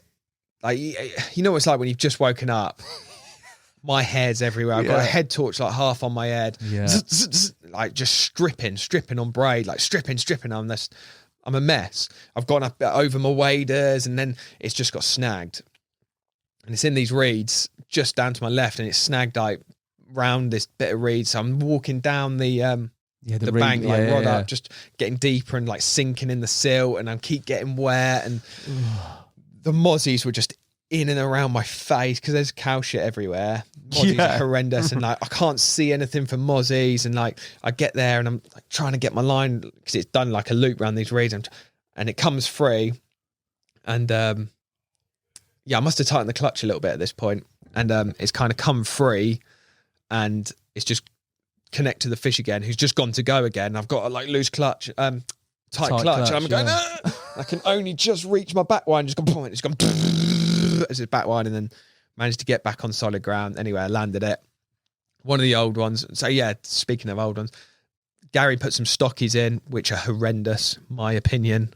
Awful looking things, mate. Like I'd rather catch one of the bream out of there, like big, fat, round, half. Oh, okay, yeah. I think they're a mix, half Croatian, half English. In my opinion, awful things. But you've got to stock a lake to keep it going, and they're growers. So you know, one day it could be one of them super waters, but not my cup of tea. So I'm straight in the net, put my head torch on. It's one of the old ones, nothing massive, £27 or something like that. Fish called the salmon common. Cool. What a result, though, mate. Oh, mate, I was buzzing. Like, I've only done four you ain't done a lot of nights, 4, 5, 6 nights maybe, and I've had one of the originals as well. Bit of a tatty common and that, but by the time I'd faffed about and that sort of thing, because like I say, it's getting light early, about 4 a.m. it's getting light, so I just left it in the net for an hour or so, and then light came, and I'll try and ring Loz and that, but like it's 4 a.m. like no one's out. I just did myself. I didn't want to hold it that long. Did my self takes in that first light, and it's only 26, 27 pounds, so put it back. Cloud 9. Gone back the next. Now I've got the wind in myself. Gone back the next week. Now I'm on the middle spot, the trees again. Yeah. Tommy had actually come down for a social. Loz was fishing around the corner. We'd had a barbecue and that. 2 a.m. again. I've got another bite off the middle spot. Same thing, single tiger job. Yeah, same. I just copied it again, but I knew they were hitting these spots, but it was almost like a gamble on which one they were going to go to. And middle one's gone. Stocky common. I say stocky, like I was all like fucked, and I just let it go there and then. Like, did you? Yeah, looking back, it's probably about £30. They were all piling the weight on. Yeah, it was a big fucking thing, but again, just not my cup of tea. Not trying to be carpy or anything. Like That's so carpy, isn't it? no, what I wanted to do was just get that rod back out. Right. Now I've just fought this fish on this spot under my rod tip. The last thing I want to do is leave it in the net like there and there. I just wanted to get rid of it, get that rod back out, and hopefully there was a chance at first light for another. There wasn't. But I had two. Cool, two bites. Yeah. So I managed to get an overnighter again that week. So this is what I mean. I get these little periods where I can do an overnighter, a weekend, and an overnight, and then I probably wouldn't go there for 6 weeks. And then that following overnighter, I had it even might have been the next night, because I had one night left. Anyway, I'd had massive bream off the other one, which was actually more impressive to me than the Massive bream. What are we talking? £17, something like Jesus. that. Ancient thing, barnacles all over it, big bastard. I'm there like, what am I doing? Like holding this bream in the edge, trying to like nurse it back to health to let it go. Like big fucking thing, but really impressive to see. I know it's a bream in that, to see him at that It's size. mega, that is. Really old thing. It was quite impressive to see, but yes, but it's all happening up Yeah, there. in Do you and know around what I those mean? spots, It's all yeah. happening. And that was my end of my year. It's all happening, and that's that. Yeah, that was it, mate, basically. I think. Yeah, I fished. Again, like, life got busy then. Yeah. Couple of nights in August. I'm trying to think if anything happened. Don't think so. All this time, obviously, there's members on there. I'm guessing there's a fair bit potentially with people that you're closer to where they're sharing information. But realistically, in terms of people doing their own thing and keeping themselves, there's going to be that element there as well, isn't there? Yeah. So the information source, it's not like there's an abundance of that. Once you're sort of up to date, maybe previous captures or talk to like Loz who's fished it or a few other lads who's fished it, it's all off your own bat, really. You're not getting much reactive, instant information of what other people are catching, are you? That's it. And mate, I was the same. Like, I don't like doing it, but like, Yeah. I thought I'd kind of cracked something there because I'm fishing edges. Like I say, I'm fishing this side. Everyone else is going long across. I thought I had a little bit of an edge here. Rake a hole in the weed, bait it. Get your time, and you'll crack it. You'll have them. So I was keeping mine a little bit quiet, and I knew there's another fish that we've dubbed the sunfish. You know those Yeah, those Americans. big round things with like no head. There's one of the stockies that looks like that, mate. It's just tiny little head and it's just this round thing. It jumped up to about £34. Jesus. From £14, it jumped up to about £34 in 18, 19 months. You're joking. I see that come out twice that year. And then there was one from my mate Adam in the spring, £20 common, £24 common, something like that, back in May. Apart from that, I didn't know of anything else to come out. So yeah, like That's good going then, mate, considering, isn't it? yeah, considering, yeah. For all I know, like Tony had a couple, keeping himself to himself. But as far as I know, there wasn't a lot else had throughout the year. 6 bites, something like that, between everyone, maybe. So your plan going into the next season was the same, rake some spots in the edge. Well, yeah, so they're not too... I didn't really get too much time through August, hit September. Edge is starting to die at this point. Yeah. And I was a bit lost because I hadn't really explored anything else out there. I've been so concentrating on these edges. Went through October, did a couple of nights and a couple of nights in November because it was dead mild last November. Even see a couple around November time. Still showing. Yeah. But nothing, long story short. And, you know, so then it didn't really help me going into my plan for the next year of what I was going to do in the autumn, but I thought I'd figure it out close to the time. But yeah, so long hard winter. Did you fish it after that November or not even bother? Nah, I went to about mid-November and you know, with the time I've got, I just thought, knock it on the head. But it's done captures before in December. Has it? Yeah, and like Tone, I bumped his Tone in there. I went to do a pike fishing. Tone was there in January. His missus had COVID and he's just like, fuck, I might as well sleep here than the sofa. So, yeah. But nah, like bleak old place in the winter. I bet. And yeah, so then that was first year done. 2 fish, 1 original. You'll take that though for a first Yeah, I was happy, year, mate. I was happy. Again, I keep saying, considering the time I had, and most of them are just quick nights between work. I say quick nights, I hate that saying, but an overnight between work. Yeah, I was happy. It was good. Going into the next year, I had my plan. They're going to show April, May, and I'm going to just harass them with choddies and zigs. Just harass them. The other thing to note was, like, I'd never seen fish move on a wind so much. This was pre-spawning only. Okay. After spawning, they were a bit everywhere, no matter the weather. Yeah, but honestly, like that wind would pick up south and they'd be showing in them bays. It'd swing southwest and they'd be showing in that bay. They swing westerly and they'd be along this. Like you could see them because they just bounce along it. So I was always going to be like, May, I'm going to harass them with troddies and zigs, get on the winds, get in front of them, fish it that way. Kind of late May, pre-spawning, they're up on that shelf at the back. So I was even going to go bait boat and tank long and just drop singles or solid bags up on the far shelf. Just for a couple of weeks pre-spawning, see if I could knit one. After that, it was going to be all about the edges, bait these edges. Like you had with success like before. I had throughout, and then figure out autumn. Solid plan. I was happy. I was like, I'll nick a couple like that. Completely different. Why? They weren't following the winds.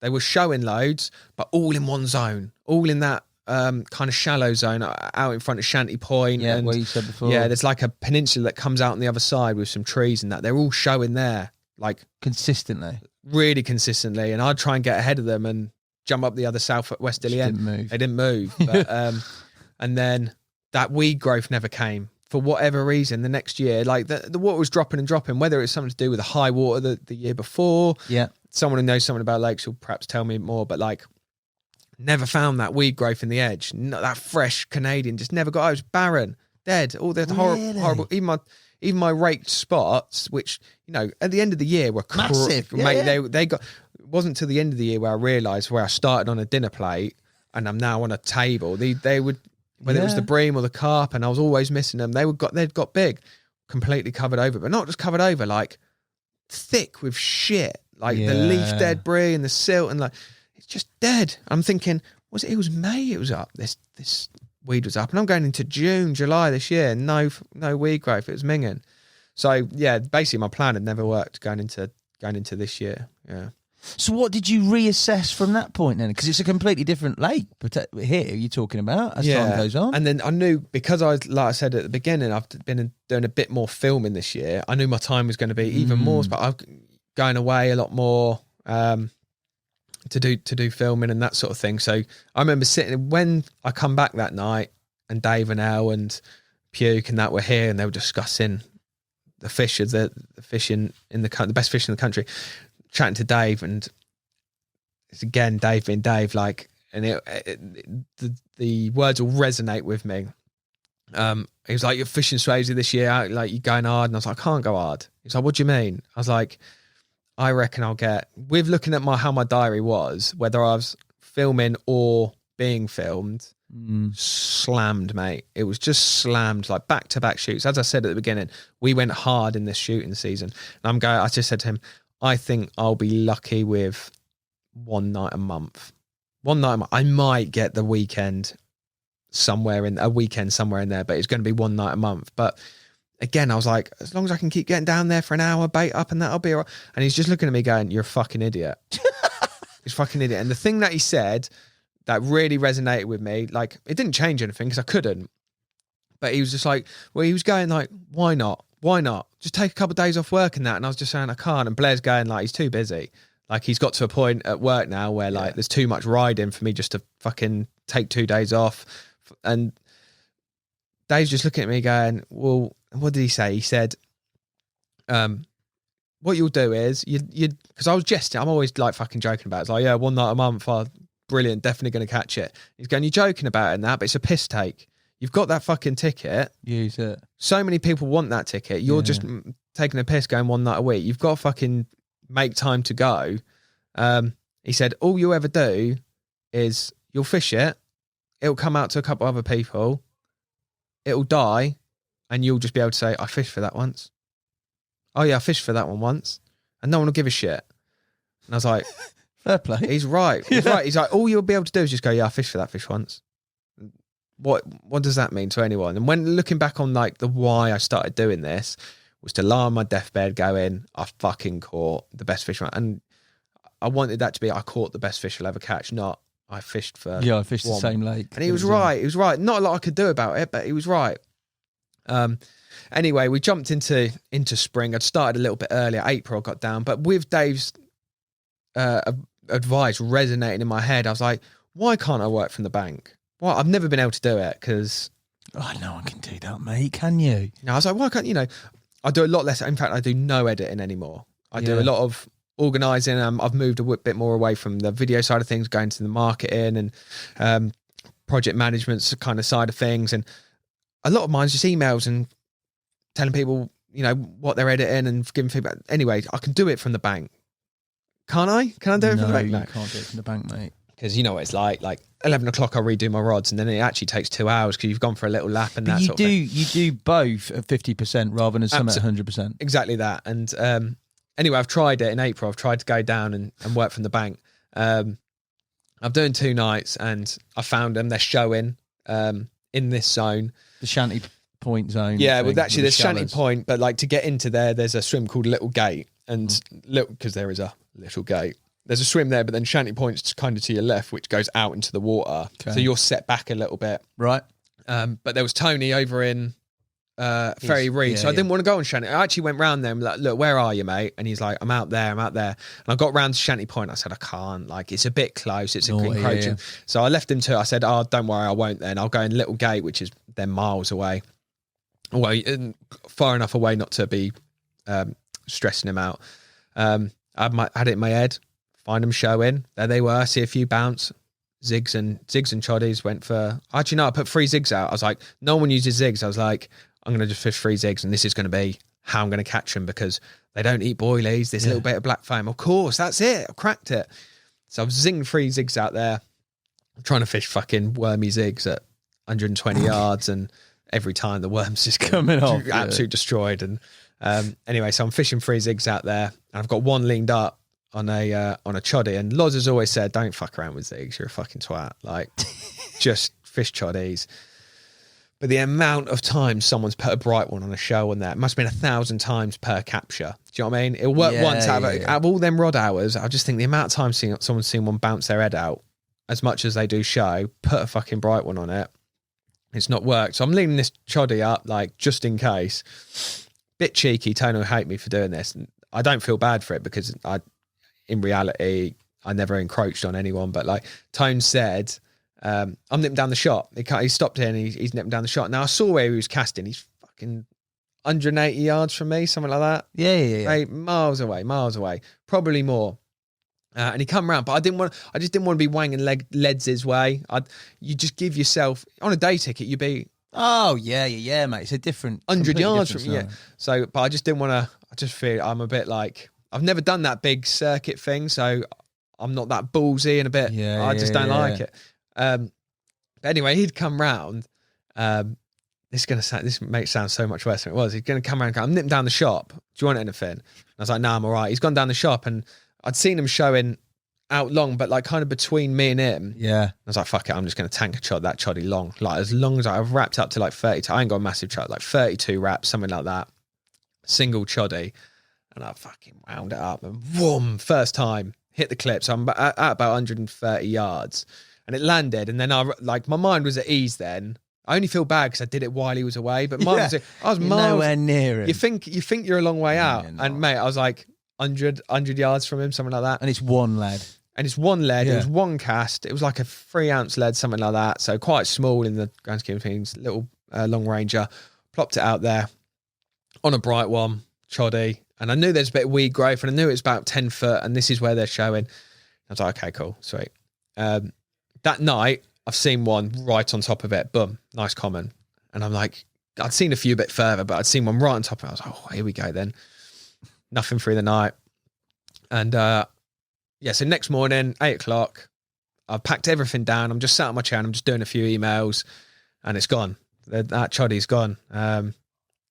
Bit of a shit fight. Flopped in. I thought it was a stock it first, like head shaking. That come in. Long story short, nice one. £33. One of the old commons again. Bright one. Slammed a bright one out there.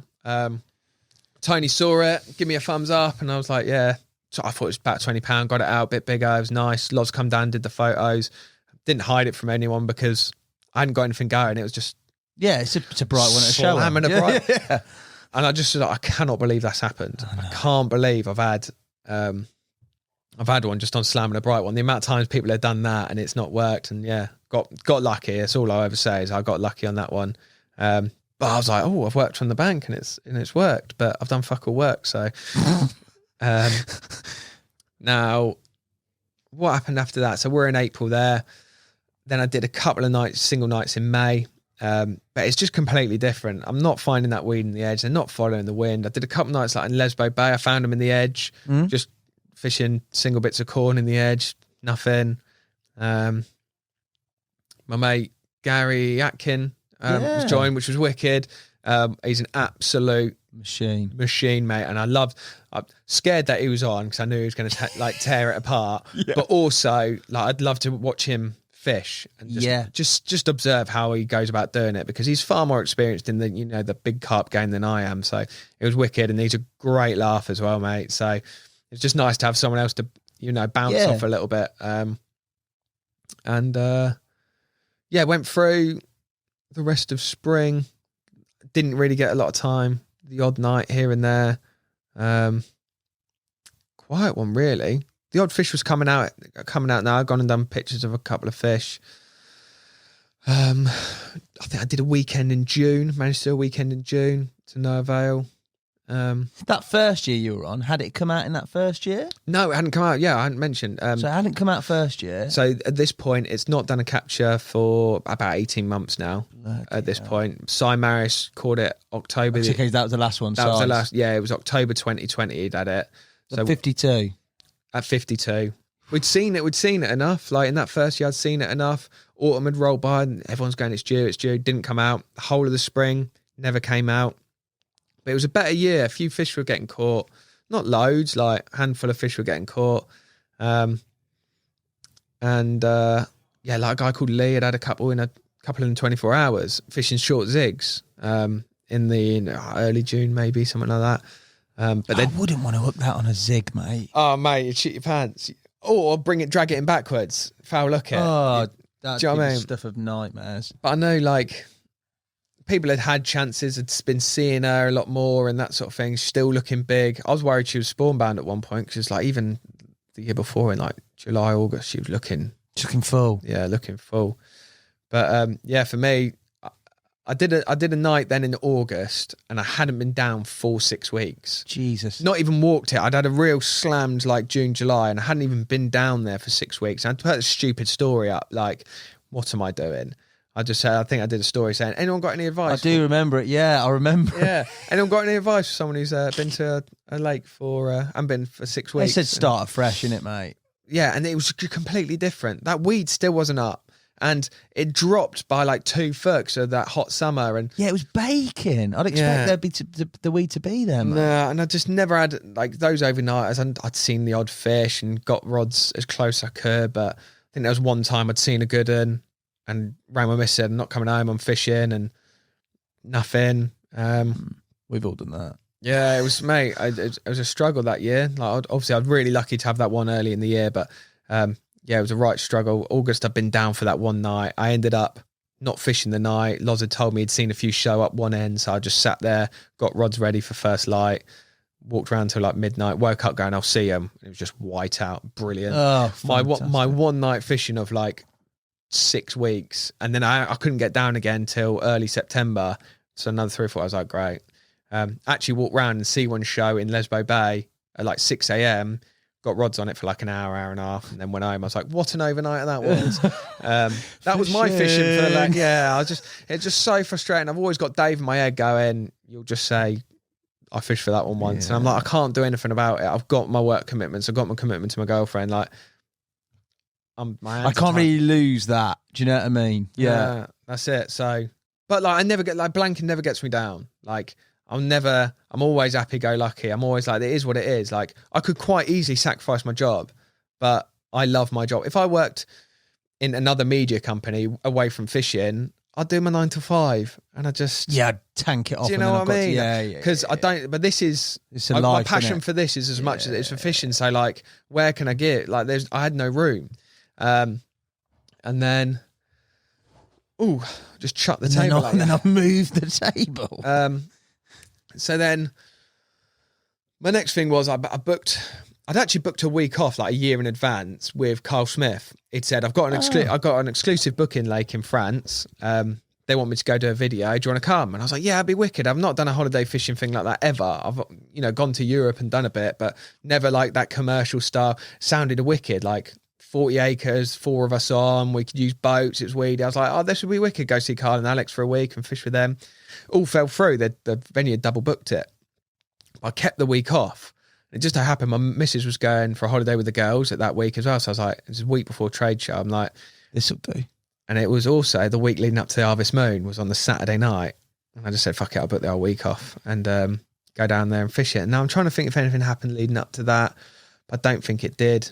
It actually, people have been struggling to find them and that sort of thing. And so, yeah, now this is a couple months ago now. So this is now September 2022. Yeah. The Harvest Moon is on the Saturday and I got on the Monday morning, Sunday night, maybe Monday morning. Okay. I can't really remember. Yeah, Monday morning it was, or Monday afternoon. And I'd got enough food to last me a week. I'm not going down that shop.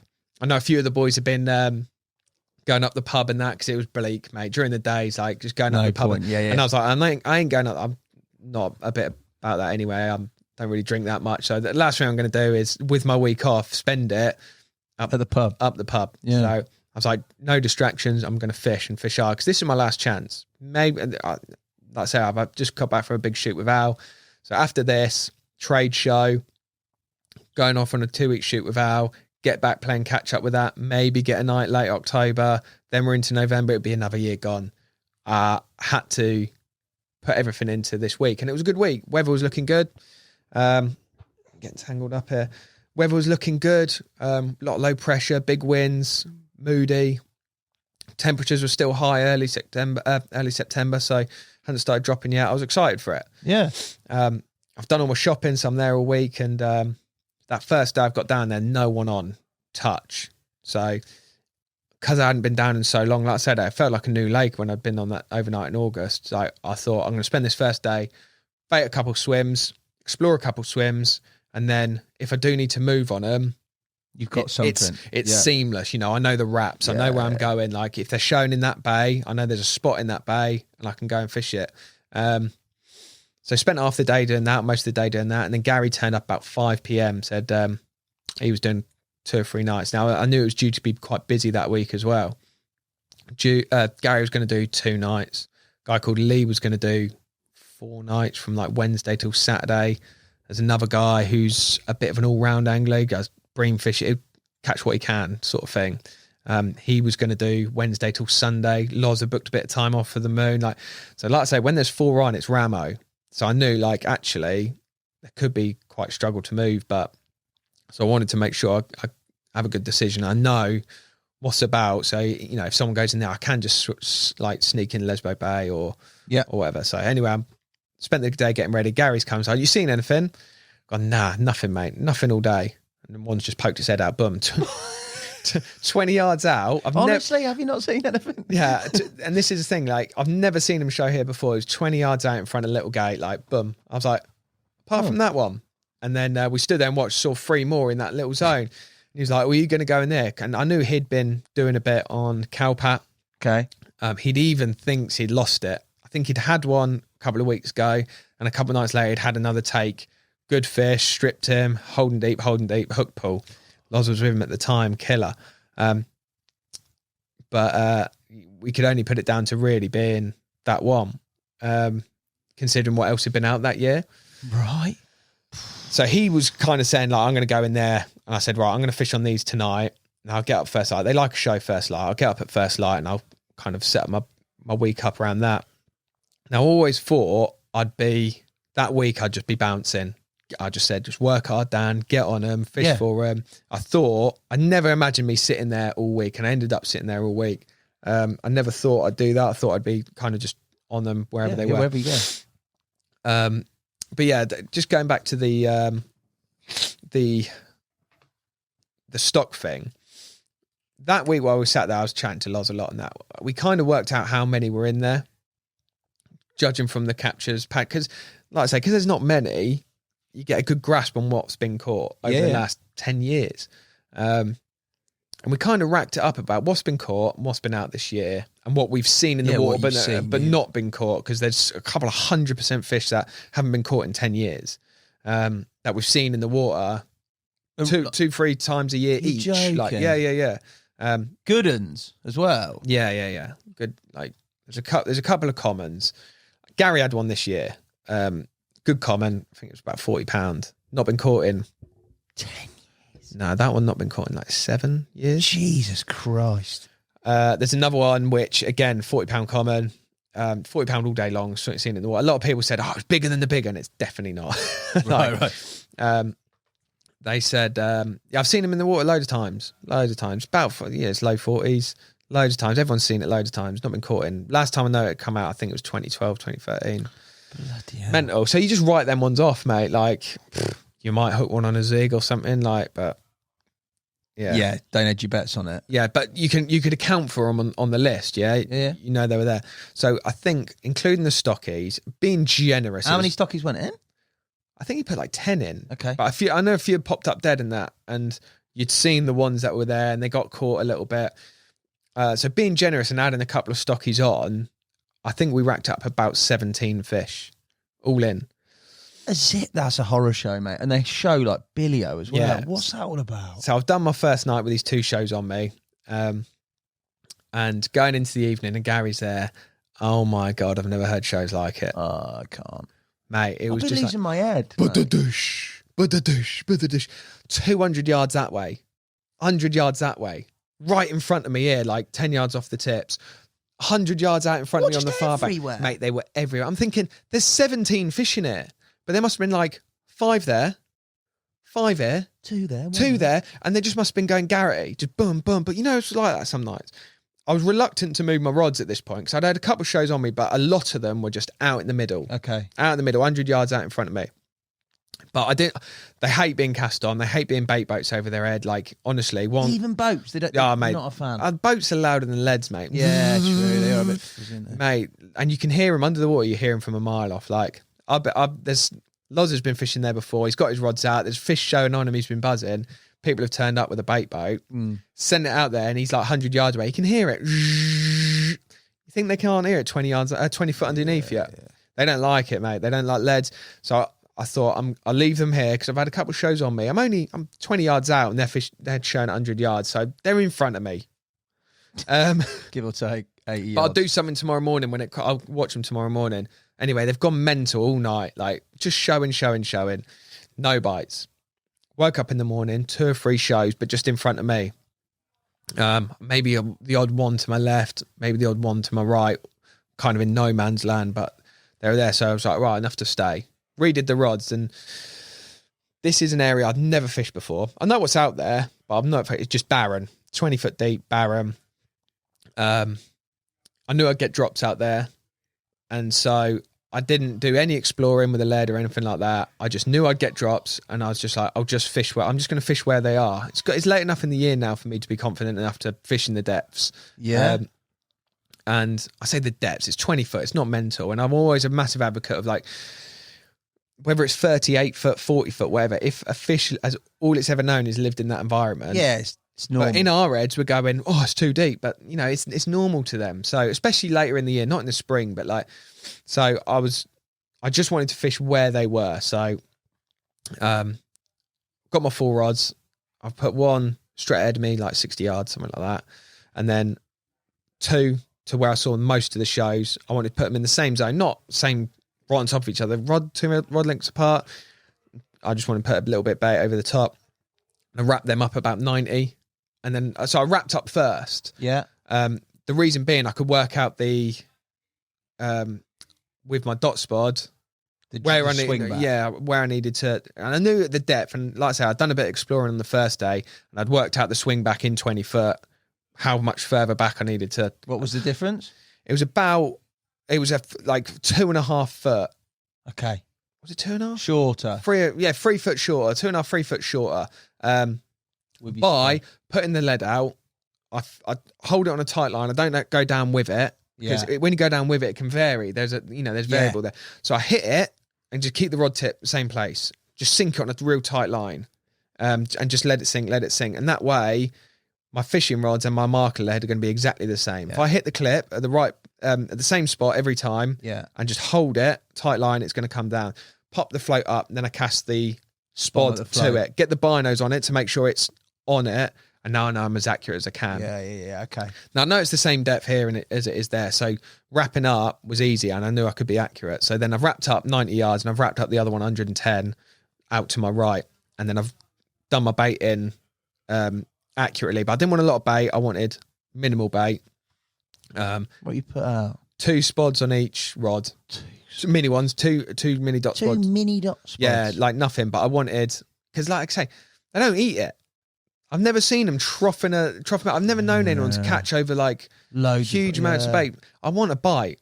I want a bite, and hopefully it's the one. I don't want, if I get a bite, maybe I put a bit more out, sure. But I wanted 2 dot spods over the top, and I wanted as inconspicuous as possible. So it was hemp and mussel blend, and with that new mussel blend, mate, it's unreal. If anyone's not seen it, go have a look at it in the shops and tell me you don't want to eat it.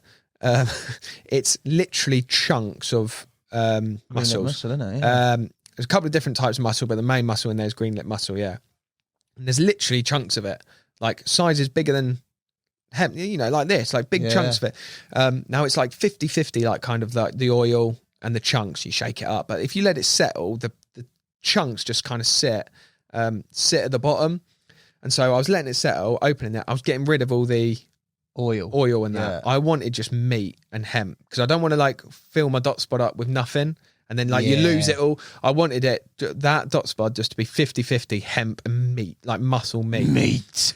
So yeah, that's what I've put out over, like two dot spots on each rod. Hookbait, what are you fishing over the top of that? Just a small white one. Okay. Just a small white one. What off the bottom? What? I actually mixed them up. So I had a tiger nut on one. Yeah. Small white pop up on another. Cultured bait on another, and I think a tiger nut on another. Yeah, 2 tigers. But I wanted to, like, tiger nuts are quite light on the bottom. I wanted something light because that mussel blend washes out a little bit. It's bright on the bottom. The hemp, you've got the flecks of white. So I just wanted a small white one on top, just to match, as close as I could to match it, but also be like a solid bait that you can rely on to leave out there for a couple of days. Do you know what I mean? I don't want to make like a little mussel blend stack, reel it in. Yeah. I wanted something I could trust who could be out there. I could pop it up, put a bit of foam in it, make sure it's staying popped up and that.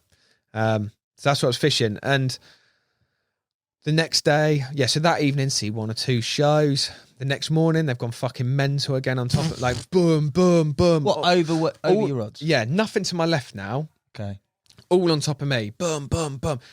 Couple out to my right, but nothing to make me move. And I'm thinking, like, I thought I'd be moved 2 or 3 times by now, but they're here. I can't.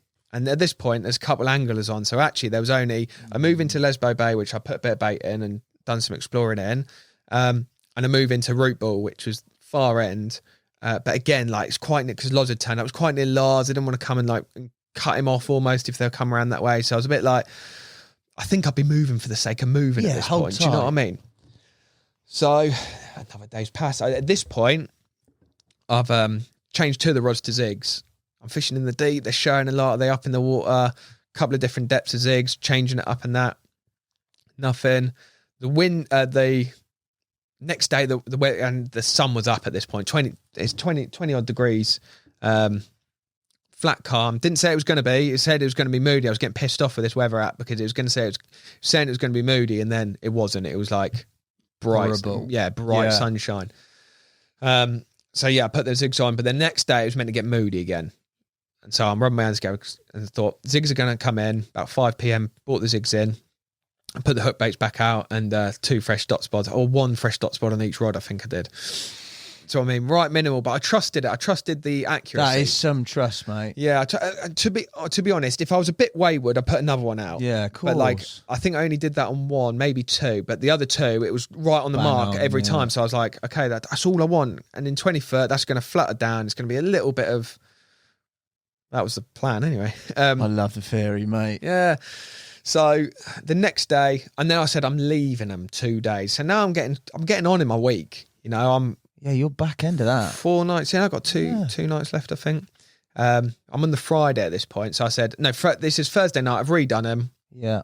And I said, I'm leaving them now for 2 nights or 48 hours just to see if, they turn up on me. And I had been swayed. I think at this point, the next morning, I only saw 1 or 2 in my zone. I'd seen a couple left of me now on someone else, so I thought they were creeping back this way. And then I'd seen 2 shows in that root ball, and Loz had seen them too, and actually gone up and fished on them with a single for a night. And he said he put 1 lead out, and they went. Oh no, not night, a couple of hours. He went out in the morning. We saw 3 dollop out. I'd rang him and said, I've just seen him in root ball. He's walked up there, seen one, boom, right in front of him. He's flicked a lead out, didn't see another show. Jeez. And I think that morning, so the Friday morning, I think I'd seen 1 or 2, like a bit longer than me, but kind of in that no man's land again. Yeah. Out there. So they were like, they were a bit sporadic, and they're a bit not here enough, and there. is there? Nah. Any, yeah. But again, nothing to make me go, I'm going to move. So I was like, I've actually seen, I think, 4 in front of me, 3 or 4. So I was like, well, it's actually more than the 2 there and the 2 there. So I'm just going to sit on it. Yeah. And I was really getting frustrated, because I was like, I don't want to spend my week sitting here camping it to end the week going, I should have moved. I should have done this. I should have done that. Loz has come round at about 4:30 for a brew and that. I think he'd nipped down the shop and he'd come round for a chat and that. And we're, putting the world to rights as you do. Like, maybe this, maybe that. You will get our chance. Da, da, da, da. 5 o'clock in the evening, rod's tanked. Which one? One of the middle ones. Okay. So I had 2 in the middle. Yeah. I had 2 in the middle, about 90 yards out, and the left hand of them has tanked. I forgot to say, actually. So when I was bringing those in, the first time I brought them in, got good drops on them. I thought it'd be soft sit. I knew I'd get drops on all of them, but the other 2 I brought in, they're a bit of low lying weed, actually. Got good drops in silk, but a bit of the stringy stuff. Confident they're presented, but these 2 I got good drops on. I was like, the left hand one more so than the right hand one. And like I said, I'm just tanking them out there. Like I don't fishing where I've seen fish show, just tanking them out there. And I bought them back in. There's a good bit of clay on them. On the I was fishing helis on the heli sleeve, and on the lead, and like where it'd been sitting on it, there was a good bit of like real light clay, sticky stuff that was staying on your hand. I was like, I've hit a fucking jackpot here. Yeah. Bloodworm on the hooks and that. Yeah. I think there's a bloodworm on one of the heady sleeves and on the other one on the hook. And I was like, sweet. So I'd actually moved them just left slightly, and I got really good drops on both of them. Every time they came in, they had a bit of clay on them. So I was like, I've hit a little honey pot here. Yeah, that'll do. And then, so Lod's come around. I've got this run. Left hand in the middle too. It's tanked away. I'm going in waders trying to get, and I'm trying to walk, try to go before I'm in the waders properly. And I'm almost hit the deck, and my rod's going, whee! And Loz has just gone, calm down. Get the waders on. I'm in the water and I'm in. Zzz, sweet. Knew it wasn't a good one. Like, I knew it wasn't massive. Thought maybe a stocky again, but it wallowed its way in. Seen it roll, common, nice. And it's rolled into the net. Buzzing. How's your luck, mate? How's your luck? Like, not done that much time. Yes, I've done this week building up to it, and I've got this bite. Yeah. One of the originals again, not stocky, one of the originals. And what hook bait was this one on? This one, the little white pop-up. Little white one. Yeah. Funny thing is, as well, I'd actually changed. I'm not a riggy guy. You know, I use that liner rig that people say that Elliot Gray rig. It's like long liner, shrink tube, solid. It's always worked for me. I lose very little fish on it. Size 4 claw, pop up bottom bait wafter. I always use the same. Yeah. The only time I'll change if I need to put a shoddy or a hinge on or something. Fishing it in the edge or out on the pond, that's what I use all the time. I changed it a little bit just because Henry's always on at me, and he's right. Like, I am long at getting my rods out. Like, long. I'm really pedantic with everything's got to be perfect. Like I say with the casting thing, like I'm like measuring it out to the inch to make sure it's bang on. Yeah. He's a bit more run and gun. Do you know what I mean? Yeah, like, get it out. Slap a new hook on there, get it out. I'm a bit more like, but he's right. I should have a rig which I can quick change that hook. So I've done it slightly differently. Still using shrink tube. Turns out it's no quicker. But I tried it, so kind of slip D style, multi-rig style, but with a shrink tube instead of a kicker. So I have to like pick the shrink tube off, steam it, re-steam it for the next re-steam it, and it's kind of tied on. If I'm using it with a bit of fluorocarbon, like combi rig style, but I can just use skin link. £20 skin link's my absolute go-to. Yeah, tie a big loop in it. cover the knot with Putty. putty or shrink tube. Putty if I'm using a pop up, or shrink tube if I'm not. But yeah, pick the shrink tube off, hook off, new bit of shrink tube, line it again. So it's a bit of a faff and that, but it was a bit different. Don't think there's anything in it. Hook bait sits the same, rig sits the same as it always has done, always will Use do. less hook length over time. Yeah, I just save it and I can just take the hook off. But like I say, I might save myself a minute, so I'm probably not going to carry on with it. This fish has come in fucking hooked top lip. Top lipper, Mate, it's the only change I've made on my rigs, like, and I've always been quite, solid with my hook. I was really confident with it. Just changed it in the most minute way, and it's hooked top lip, and I'm just thinking, now I'm starting to I never prang about rigs. I'd be pranging, mate. That would do me. No, I never prang about them, and I always stick by them. Like, it's fishing. It's 1,000,001 ways that fish could approach that hook bait. But as long as that hook goes in its mouth and it's sharp as fuck, like, I'm happy. But now I'm going, top lip, you ain't happy. Is there something in this? Like, despite it sitting exactly the same, is there something in this? And it's hooked top lip, don't care, it's in the net, 27-pounder. Mega. The one my mate Adam had caught the last year, and it was one on the list that hadn't been accounted for that year, hadn't been caught that year. And so we were like, here we go. Done the pictures, wicked, buzzing. Loz was there for the whole thing as well, which was nice. Bites are so hard to come by on there. So having a bite while, mates, yeah. It was wicked. It was fun. But now I'm thinking as well, like, I've just been recasting at the wrong fucking time. I've been redoing my rods at 1, 2, 3, 4, 5 in the afternoon, thinking I'm going to get a bite at first light. I've had my bite at 5 p.m. I'm chucking rigs out there at 3, just fucking it for me. So now I'm in my head, I'm like, sick. Did I change the rig? Did I crumbs? Oh, fuck it. I just said, no, Dan, don't start losing your head over this. Like, it's just fishing. If I start getting that in my head, it's in the net. It doesn't matter. Yeah. It's all done. And the whole top lip thing, I just went, it's a one-off. I just put it in my head. I writ it off as a one-off, mate. You are something. But it is, if I had 3 in a row like that, change something. But I was like, nah, one-off. If it happens again, but like, I'm fishing for like the ultimate prize for me. So I just said, if I start, I'll turn into Alfie, who's a massive overthinker. Yeah. I just need to stick to my guns and just be like, one off, fuck it. Rig's gone back out there that night. I'm having a little side and that celebrate. Another guy come, Leah come round, and we're having a few drinks. And Lee always said, he'll hate me saying this. He'd said something, which me and Loz were in bits. He goes, yeah, next bite, if it's not the big one, it'll be one of the other ones. We're all a bit pissed in that. I was like, well, yeah. Of course it will. He goes, no, that's not what I meant. That's not what I meant, man. He meant something else, but we're in bits. Like, next morning, again, seen 1 or 2 bounce. Same zone, that 90 yards out. Yeah.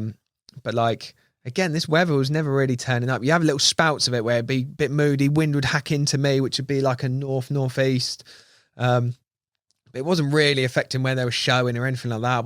But it was nice. It was moody a bit, and then sun had come out, and I'm going, fuck's sake! Like, yeah, I just want it to be consistent. If it was sunny all week, I wouldn't give a shit. But I just wanted it just to do what it said it was going to do. And anyway, it's got. I'm thinking another daytime bite. Just leave them out. It is. And I'm on the Saturday now. I've got 24 hours left. I think I've had a not a line, a single beep on. Yeah, same rod again. Left hand of the middle ones. Beep. I'm thinking it's not done that all night. No, right. The wind had just picked up a little bit, but it's not like enough to make it beep. Like, I was like, my braid's sunk down by this point. It's been in the water 24 hours. 24 hours. Don't know if there's anything. What time's this? 10 in the morning. Okay. 10, 11, something like that. And to be fair, sorry, it happened the day before as well. This is what made me go. Day before, about 3, I'd had a single beep, and I was going, thought nothing of it. But the next day when I've had it, I've gone, they're fucking back, mate. They're back, and I'm, I've seen a couple show just be on my spot, and I'm getting all excited now.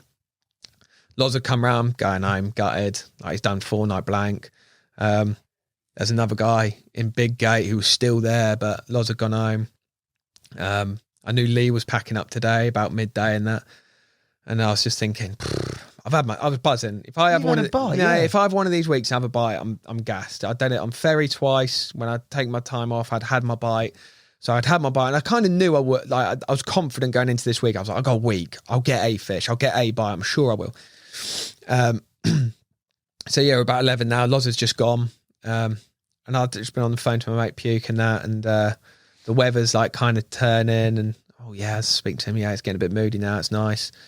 Got off the phone with him. I don't know. I was just sitting there, and out of the blue, half past midday. Same rod's gone, tanked. Lot calmer today. Grab my waders. I'm like, yes, sweet, here we go. And it's taking line off a fairly tight clutch on braid. And I've lifted into it, and it's just taking. Took about 30 yards. And I was like, okay, sweet. And I was quite calm by this point. I'd had a bite the day before. And in my head, it's like Gary Atkins lost this big one 2 weeks before. The chance of you're getting, there's no confirmation of that happening, but I was just in my head looking at that list. It must have been. There's a very good chance it was, and so I'm quite calm at this point.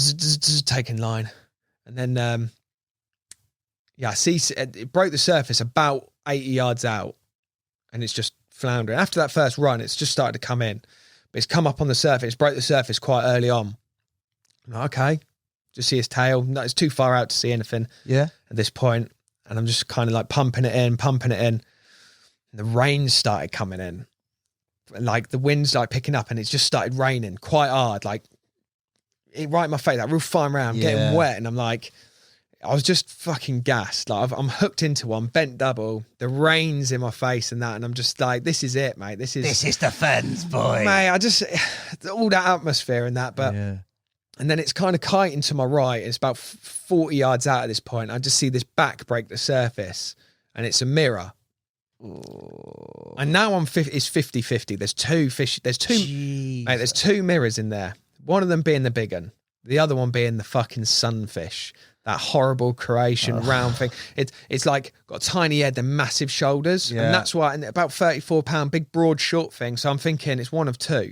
I just see these big scales, and its back come up. I'm thinking, right, I'm down to 1 and 2, and that's when goosebumps are red. Like now, talking about it. I've got them, mate. I've not even looked at it. My legs are going, and I'm just thinking I'm 50-50, and I'm just thinking this now can go one of two ways. It's going to be absolute elation or absolute, like, for fuck's sake, like the sunfish. It'd be quite funny to catch it because like, we always joke about it. It's come a bit further, and its tail's come out, and I've just seen its like withered old tail, and I'm like, I fucking got it. It's on the end, and it's doing nothing. Luckily, like it's plodding about, but not just floundering. I'm gaining line. Now I'm pushing the waders now to their fucking maximum. I'm like 100. Right up. I've got my net out, and mate, it's just the heart is going. I'm like, just it all happened very quickly. Then I must have had it on probably a minute from 100 yards, like 2 minutes maybe. It's just coming. It's just done nothing. Not really. It's just wallowing, but I know it's on. Now I'm in my head like fucking top lip cooked yesterday. Like, oh god, man. Oh god, man, it's getting closer and closer, and I'm pushed that net out, and it's just the net's just like sunk down, and like I've got enough line on to be able to. I know that I can get it over the net. Do you know what I mean? Yes. So as I put my rod back, I don't need to take any more line, but I've got enough to go with it if it wants to go.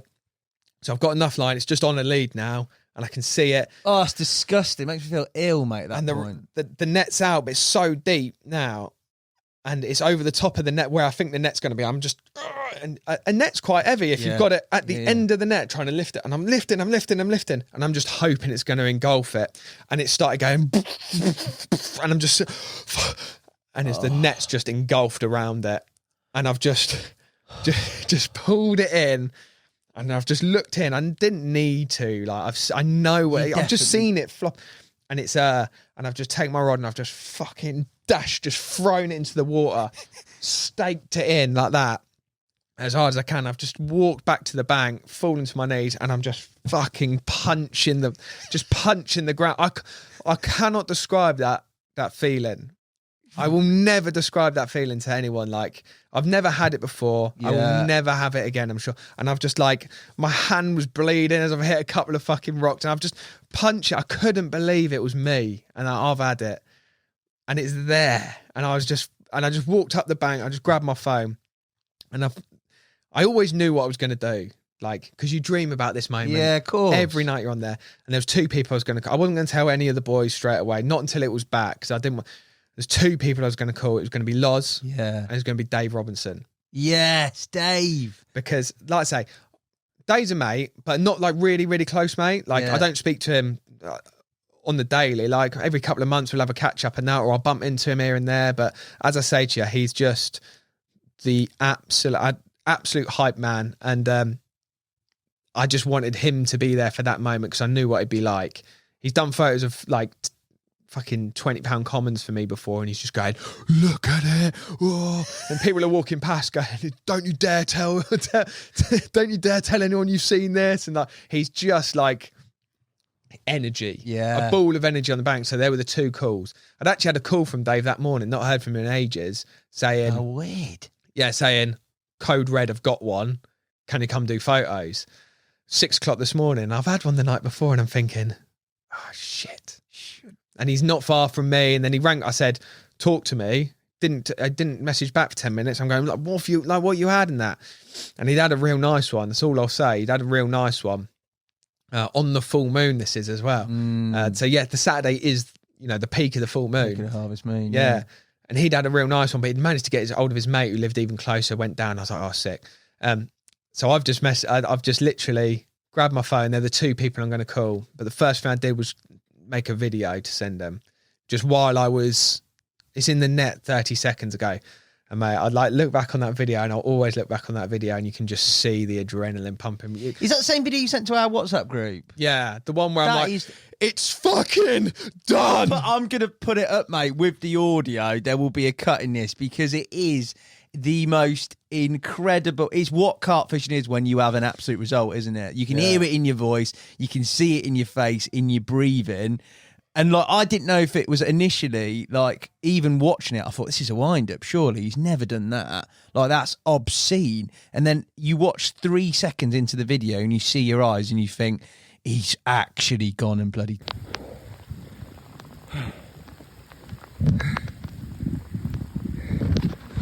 It's fucking done.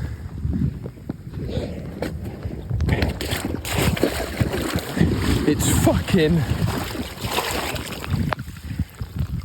done.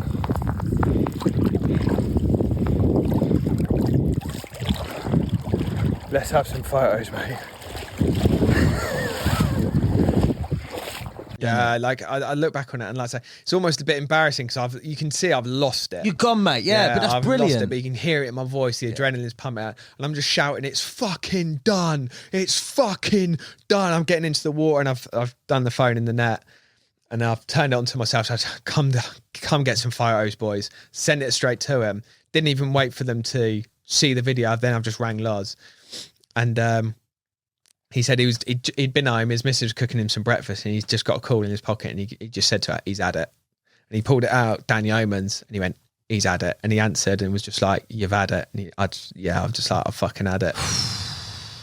And then I got on the phone with Dave, and I'm saying, "Are you about?" And I knew he wasn't because he was going off with his family for the day, and he wasn't about. And I've lost, chatting to him, and he's just like Lost it. Yeah, this is what I wanted to hear. He's like, "It's the best mirror in England, Dan. You've fucking done it." Like, and he's just, it's all a blur from there. And I think I rang my brother, doesn't fish, doesn't give a shit. Yeah.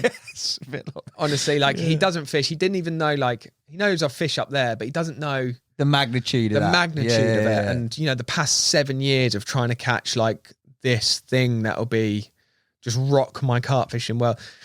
And I started crying on the phone to him. I bet. For my brother of all people who can't like live the moment with me.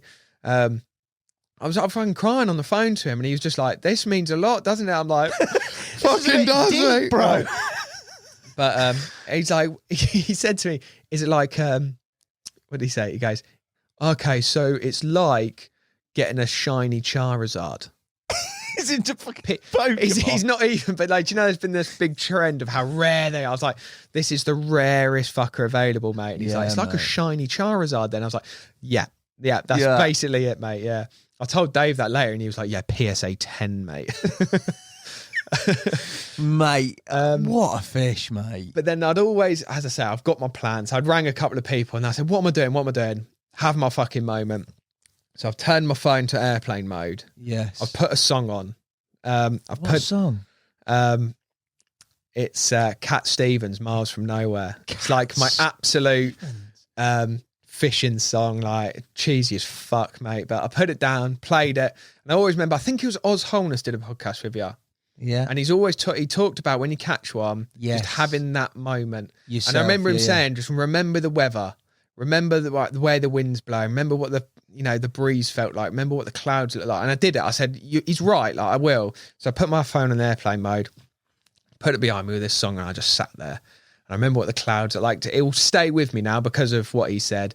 You know, the clouds were like, it was a bright day, but they were like cloudy along there, and they come up like this. And I remember just sitting there just thinking, the wind was stopped raining at this point. Because, you know, when it got in the net, it was rain. And in the video, you see it's raining and that.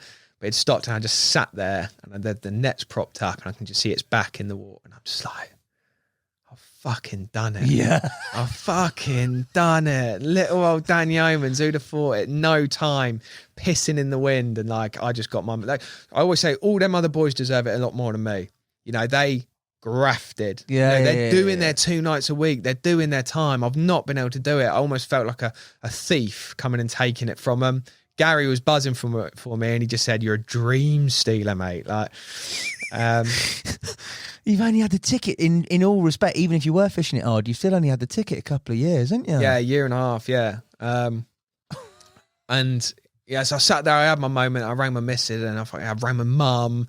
Like, and my mum was like, "Oh, that's great." Yeah, I got fucking clue, no clue. Mate. No I clue. love that. So anyway, Dave wasn't available. Loz is coming straight down. So while I'm waiting for them, Loz only lives 20 minutes away. He won't be long. Oh. Sorting a few bits out and that, and I'm just like a lost soul, mate. I rang Puke, and then I actually sent that video to the boys then. Yeah. No, Dave said, "I hope you don't mind. I've put it in our little group." And then I think Bastel put it in our media team group. That's so it. Then he goes, "Have you had your big?" And I was like, "Yeah." And David said to this group, like, "This is what it's all about, boys. This is the buzz. Long live the buzz. Check this out." And sent them. And yeah, so then a few people knew. So I spoke to Henry in that one. I'm waiting for Loz. I've got all the cameras out and set up where I was going to do the shots. And that Loz has come down. He's run through the gate with a bottle of champagne, and we hugged each other and that. And like another little touch was like my mate Yell from Belgium. Yeah. 6 years before, I don't drink beer. Belgium is beer, innit? Yeah. So I've gone down. He's like, "Do you want some drinks?" I was like, "No, I don't drink beer, mate." And he got me a bottle of Carver. This is 6 years ago. That bottle's been rolling around in my van. Yes, I've seen it You've in your seen van. it, that dirty old bottle of fucking cheap Carver. It'd been rolling around in my van. I said, "I'll always just wait for the carp. That'll stay there until I catch like the one." And it just, like, all the labels stripped off. It's all scratched It's off. a mess, yeah. Yeah. And I just always said, and so that come out, pop that, like, and yeah, then, so it was only going to be me and Loz doing the photo. Sweet. Actually, no, Lee, Yes, another he was fishing. dude, the bream angler, he came down because he'd heard a couple of cars turn up, and I said, "Oh, I've had it." And he was just buzzing for me. So it was just me and him. And then I hear another car pull up. I'm thinking, who else have I told has turned up? My fucking mum turned up with her mate. She was only in the village. Like, we live a couple of villages along, but she was in the village in Swavesey. And so she said, "I'll just come down, just have a look." And so she's like, well, doesn't have a clue what's going on. But like, the video's so funny because like, I just said, "Mum, here's my phone." Because I've only got Loz to do photos. Yeah. I'll get a bit of video on my camera, but I just said I wanted Lee to help me with the fish. And I just said to my mum, "Just roll this phone, keep me in the middle of frame, and just don't stop it. Just let it roll the whole thing." So I've got like a 10-minute clip from Oh, that's wicked, mate. getting it out of the water to putting it back in. Like 8 minutes or something of just solid me losing my fucking mind. yeah. But yeah, we had it out. I didn't care how big it was, but it went 52 on the nose. Loz has done my photos, mega job. My mum's filming with her mate, and they're just like classic, like mum comments like, "Smile, Dan." Yeah. Mate, I've done this. I've done this moment 100 times. I know what I'm doing. Head this way, head that way. Yeah. Look up, right, up onto one knee. Portrait, landscape. I just a bit rude. I was just like, "I need this, and this." And I was like, "Yeah, I've got it." And like, so I lifted it up. My mum's going, "Smile, Dan." I'm like, "Not Not now, smile in Mum." a minute, mum." And her mate's going, "God, bloody size of a bullock." Got some chips with that. Yeah, she does. She was going Classic. like, "You get a few steaks out of that." And I'm just like, you can tell I'm just blanked it all Yeah, out, cool. just having my moment. Like, mega fish, looked amazing. Like, fucking blue and purple and that, and got in the water, did the water shots, which were mega. Yeah, the pics really are sick. Gutted I didn't do the other side in the water. I just Right. wanted to get her back at that Yeah, point. of Like, I'd course. had her up, arms were done. I wanted a bit of video and just, but then afterwards I was like, fuck, I didn't do the other side in the water. By the Irrelevant. way, like then I just got him to roll a bit of footage of me just lifting it up. So I've got a bit on my camera, real sharp and nice. So funny. He turns around, like the fish goes back. I give it that fucking, yeah, come on. Spins round. You see that video with so many big fish in that, and it spins round. There's a load of like People beer gut lads with green trackies and beers and like carpy fuckers. Spins round. It's me mum and like my mum and Janet. Like, well done, Dan. lovely fish. Yeah, Great bit of fish. It was fucking, yeah. That's And then, carpy. mate, it went back, and that was it. That was me done. I did the last night. Did you? Yeah, I was, mate. Just I was, having a party. mate. I no missus to go home to. She was on holiday. I just sat there and Drank soaked it it in. in. Loz had to go. My younger brother come down and had a beer with me. Like, he's never even stepped foot on a lake, so he just come down. Yeah, it was nice, mate. And I'd like the next day I was like, I'm gonna catch another. Didn't, but Mate, you and don't that need was to it, catch mate. another, No, mate. there That is is no the other one. ones to catch. Like, yeah, one of them commons. 10 years ain't been out. Fucking no chance. Like, That is the one, mate. so That is the one, isn't it? So I'd done it. Like, that was me. That was my, I said in the post, that was my Everest. That was my Moby Dick. You know, that mystical creature that was just me against it, and the one that I'll never beat. And that, you know, although I was on Swavesey for that time, that was Ferry, that was Swavesey, that was that Yeah, the campaign whole- to catch the best fish I'll ever catch. And I did it. Not everybody gets a fairy tale ending, Dan Yeomans, but you've yeah. had the whole fairy tale ending. And after, doing those pictures 3 times of it on the bank, and for it to then be on my, like, all I want is to, see it in Gary's arms, see it in Loz's, seeing the other boys who, fished there at the time, like, and I hope it happens, but like, mate, without putting a downer on the end of a story, like, it's up against it now. Like, the boys are back on their fishing. Like, Gary was straight back on. Loz is on there. And the otters are fucking on, mate. I'd seen them once or twice over those 2 years. I spoke to Loz on the way in this morning, and there's 2 otters just out in the middle of the lake, middle of the day, all day, every day over the past 2 weeks. There's just been 2 or 3 otters. it is rife there, mate, isn't it? That whole Yeah. system. So, like, coming into this, 'cause I said to Loz, I'm doing a podcast today about it. And while I was on the phone, he's like, I'm just watching 2 on Shanty Point now. And I was just like really deflated the fact that there could, it could be found dead this winter. We can't guard it. It's a nature reserve. You can't, like, people love the fact that they're on there. You can't scare them off or anything, like, and it's in trouble now. Yes, I've had my moment with it, but like, fuck, it's in trouble now. Mate, all you can do is hit it the right time, and if your moment's there and the stars align, Oh, mate, like you say, It is what it they've is. otters have always been about that complex, but like, they've got so many like ground nesting birds, the mussels, there's so many other food sources, but with such a low stock, deep pit and that, like, they've got a chance. But like, I know I'd seen it the year before with a bit of damage on the tail, and I tried not to think about it, but even in my photo, you can see it's got a bit of pink on the tail where it's healed, and I just think, so run in with it, and you just hope that that's the other thing, that nothing lasts forever. They're all on borrowed time, and that's why it's so special for me as well, because if that had went, there's nothing else around my way which really is held in that same stamp of like the last, and then Mohican. Like, mate, there's nothing else UK wise, realistically, mate. There's Of that nothing, old, mate. You're of that- done out here, kid. that old guard, like, so if that had gone to otters, I wouldn't have known what to do. I don't know what to do now. Like, Well, I know you don't know what to do. There is nothing you can do, mate. exactly. So But like, there will be something, but you need that period of time where you collect, because it takes ages to properly sink in the magnitude of that capture, mate. Yeah. It's ridiculous on so many levels, and amazing, and something that, you need to cherish. You've got a lovely little memento that your mum gave you? yeah, my missus and my family, it was my birthday like a month or so ago, and they'd sorted out a picture, because I had the rig still. That's the other thing I didn't say. The top lit rigger? Yeah. Geez, I could have played it for a fucking month.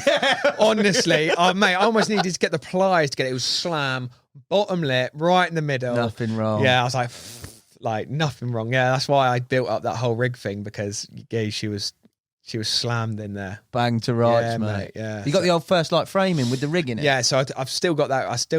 kept that rig. I've never kept a rig after a capture, do you know what I mean? But like that one, I was like, well, I might as well. And my missus had said, anything if you want for your birthday. I was like, this would be quite cool. So I give the rig and they send it off.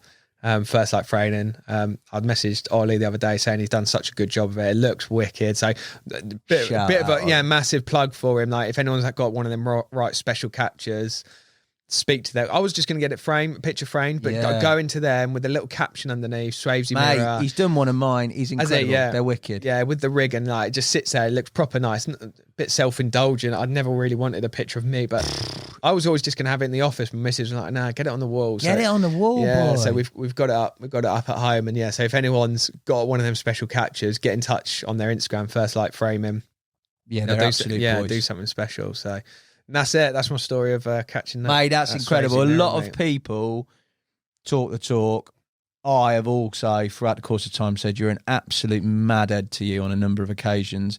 But to see that moment, that video come through, to share this story, mate, to see what it means to you in terms of even the emotion now, I can honestly say, mate, it is incredible, mate. And I'm so glad, mate, it's happened for you personally, because you have worked hard. You're a decent human being, a top lad. You're funny as, and bloody hell, you deserve it for taking on that challenge, mate. Appreciate it. No, not at all, mate. Honestly, fair play to you. Hats off. I don't really know where to go to the end of this podcast, mate, because there's nothing else you can possibly talk about future targets that sort of keep the audience on a cliffhanger. You say that. I managed to get another ticket now, which starts is it the first today? First yesterday, wasn't it? Yeah, so it started on 1st of November, a new ticket with another big, scaly, 50-odd pound mirror. Bit further away from me, but not the same passion in here about it.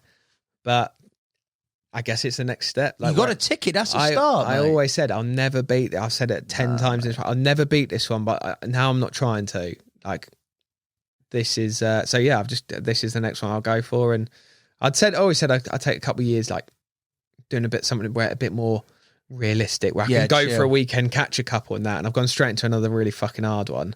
But I guess maybe that's you, mate. When the wind's in your sails, you've got to give it a go, ain't you? Too right, mate. Holy Grail, ticked. Fens, chapter closed. Start the next one for the book, mate. Yeah, maybe. Maybe there's a few more in the Fens that I want to. I'm trying to get a St Ives ticket, so if anyone can give me a St Ives ticket, fucking shout. give me a shout. Get me on. Gordy won't reply to me when I've asked to get on the wait list. So. Mate, you're a hero. So well done, and thank you for mate. telling the story so eloquently as well, mate. Thank you guys for listening and watching. I'll see you soon with another podcast. Until then, Dan Yeomans, Swavesey Biggin. Completely, incredible, mate. Well done. Cheers, bud.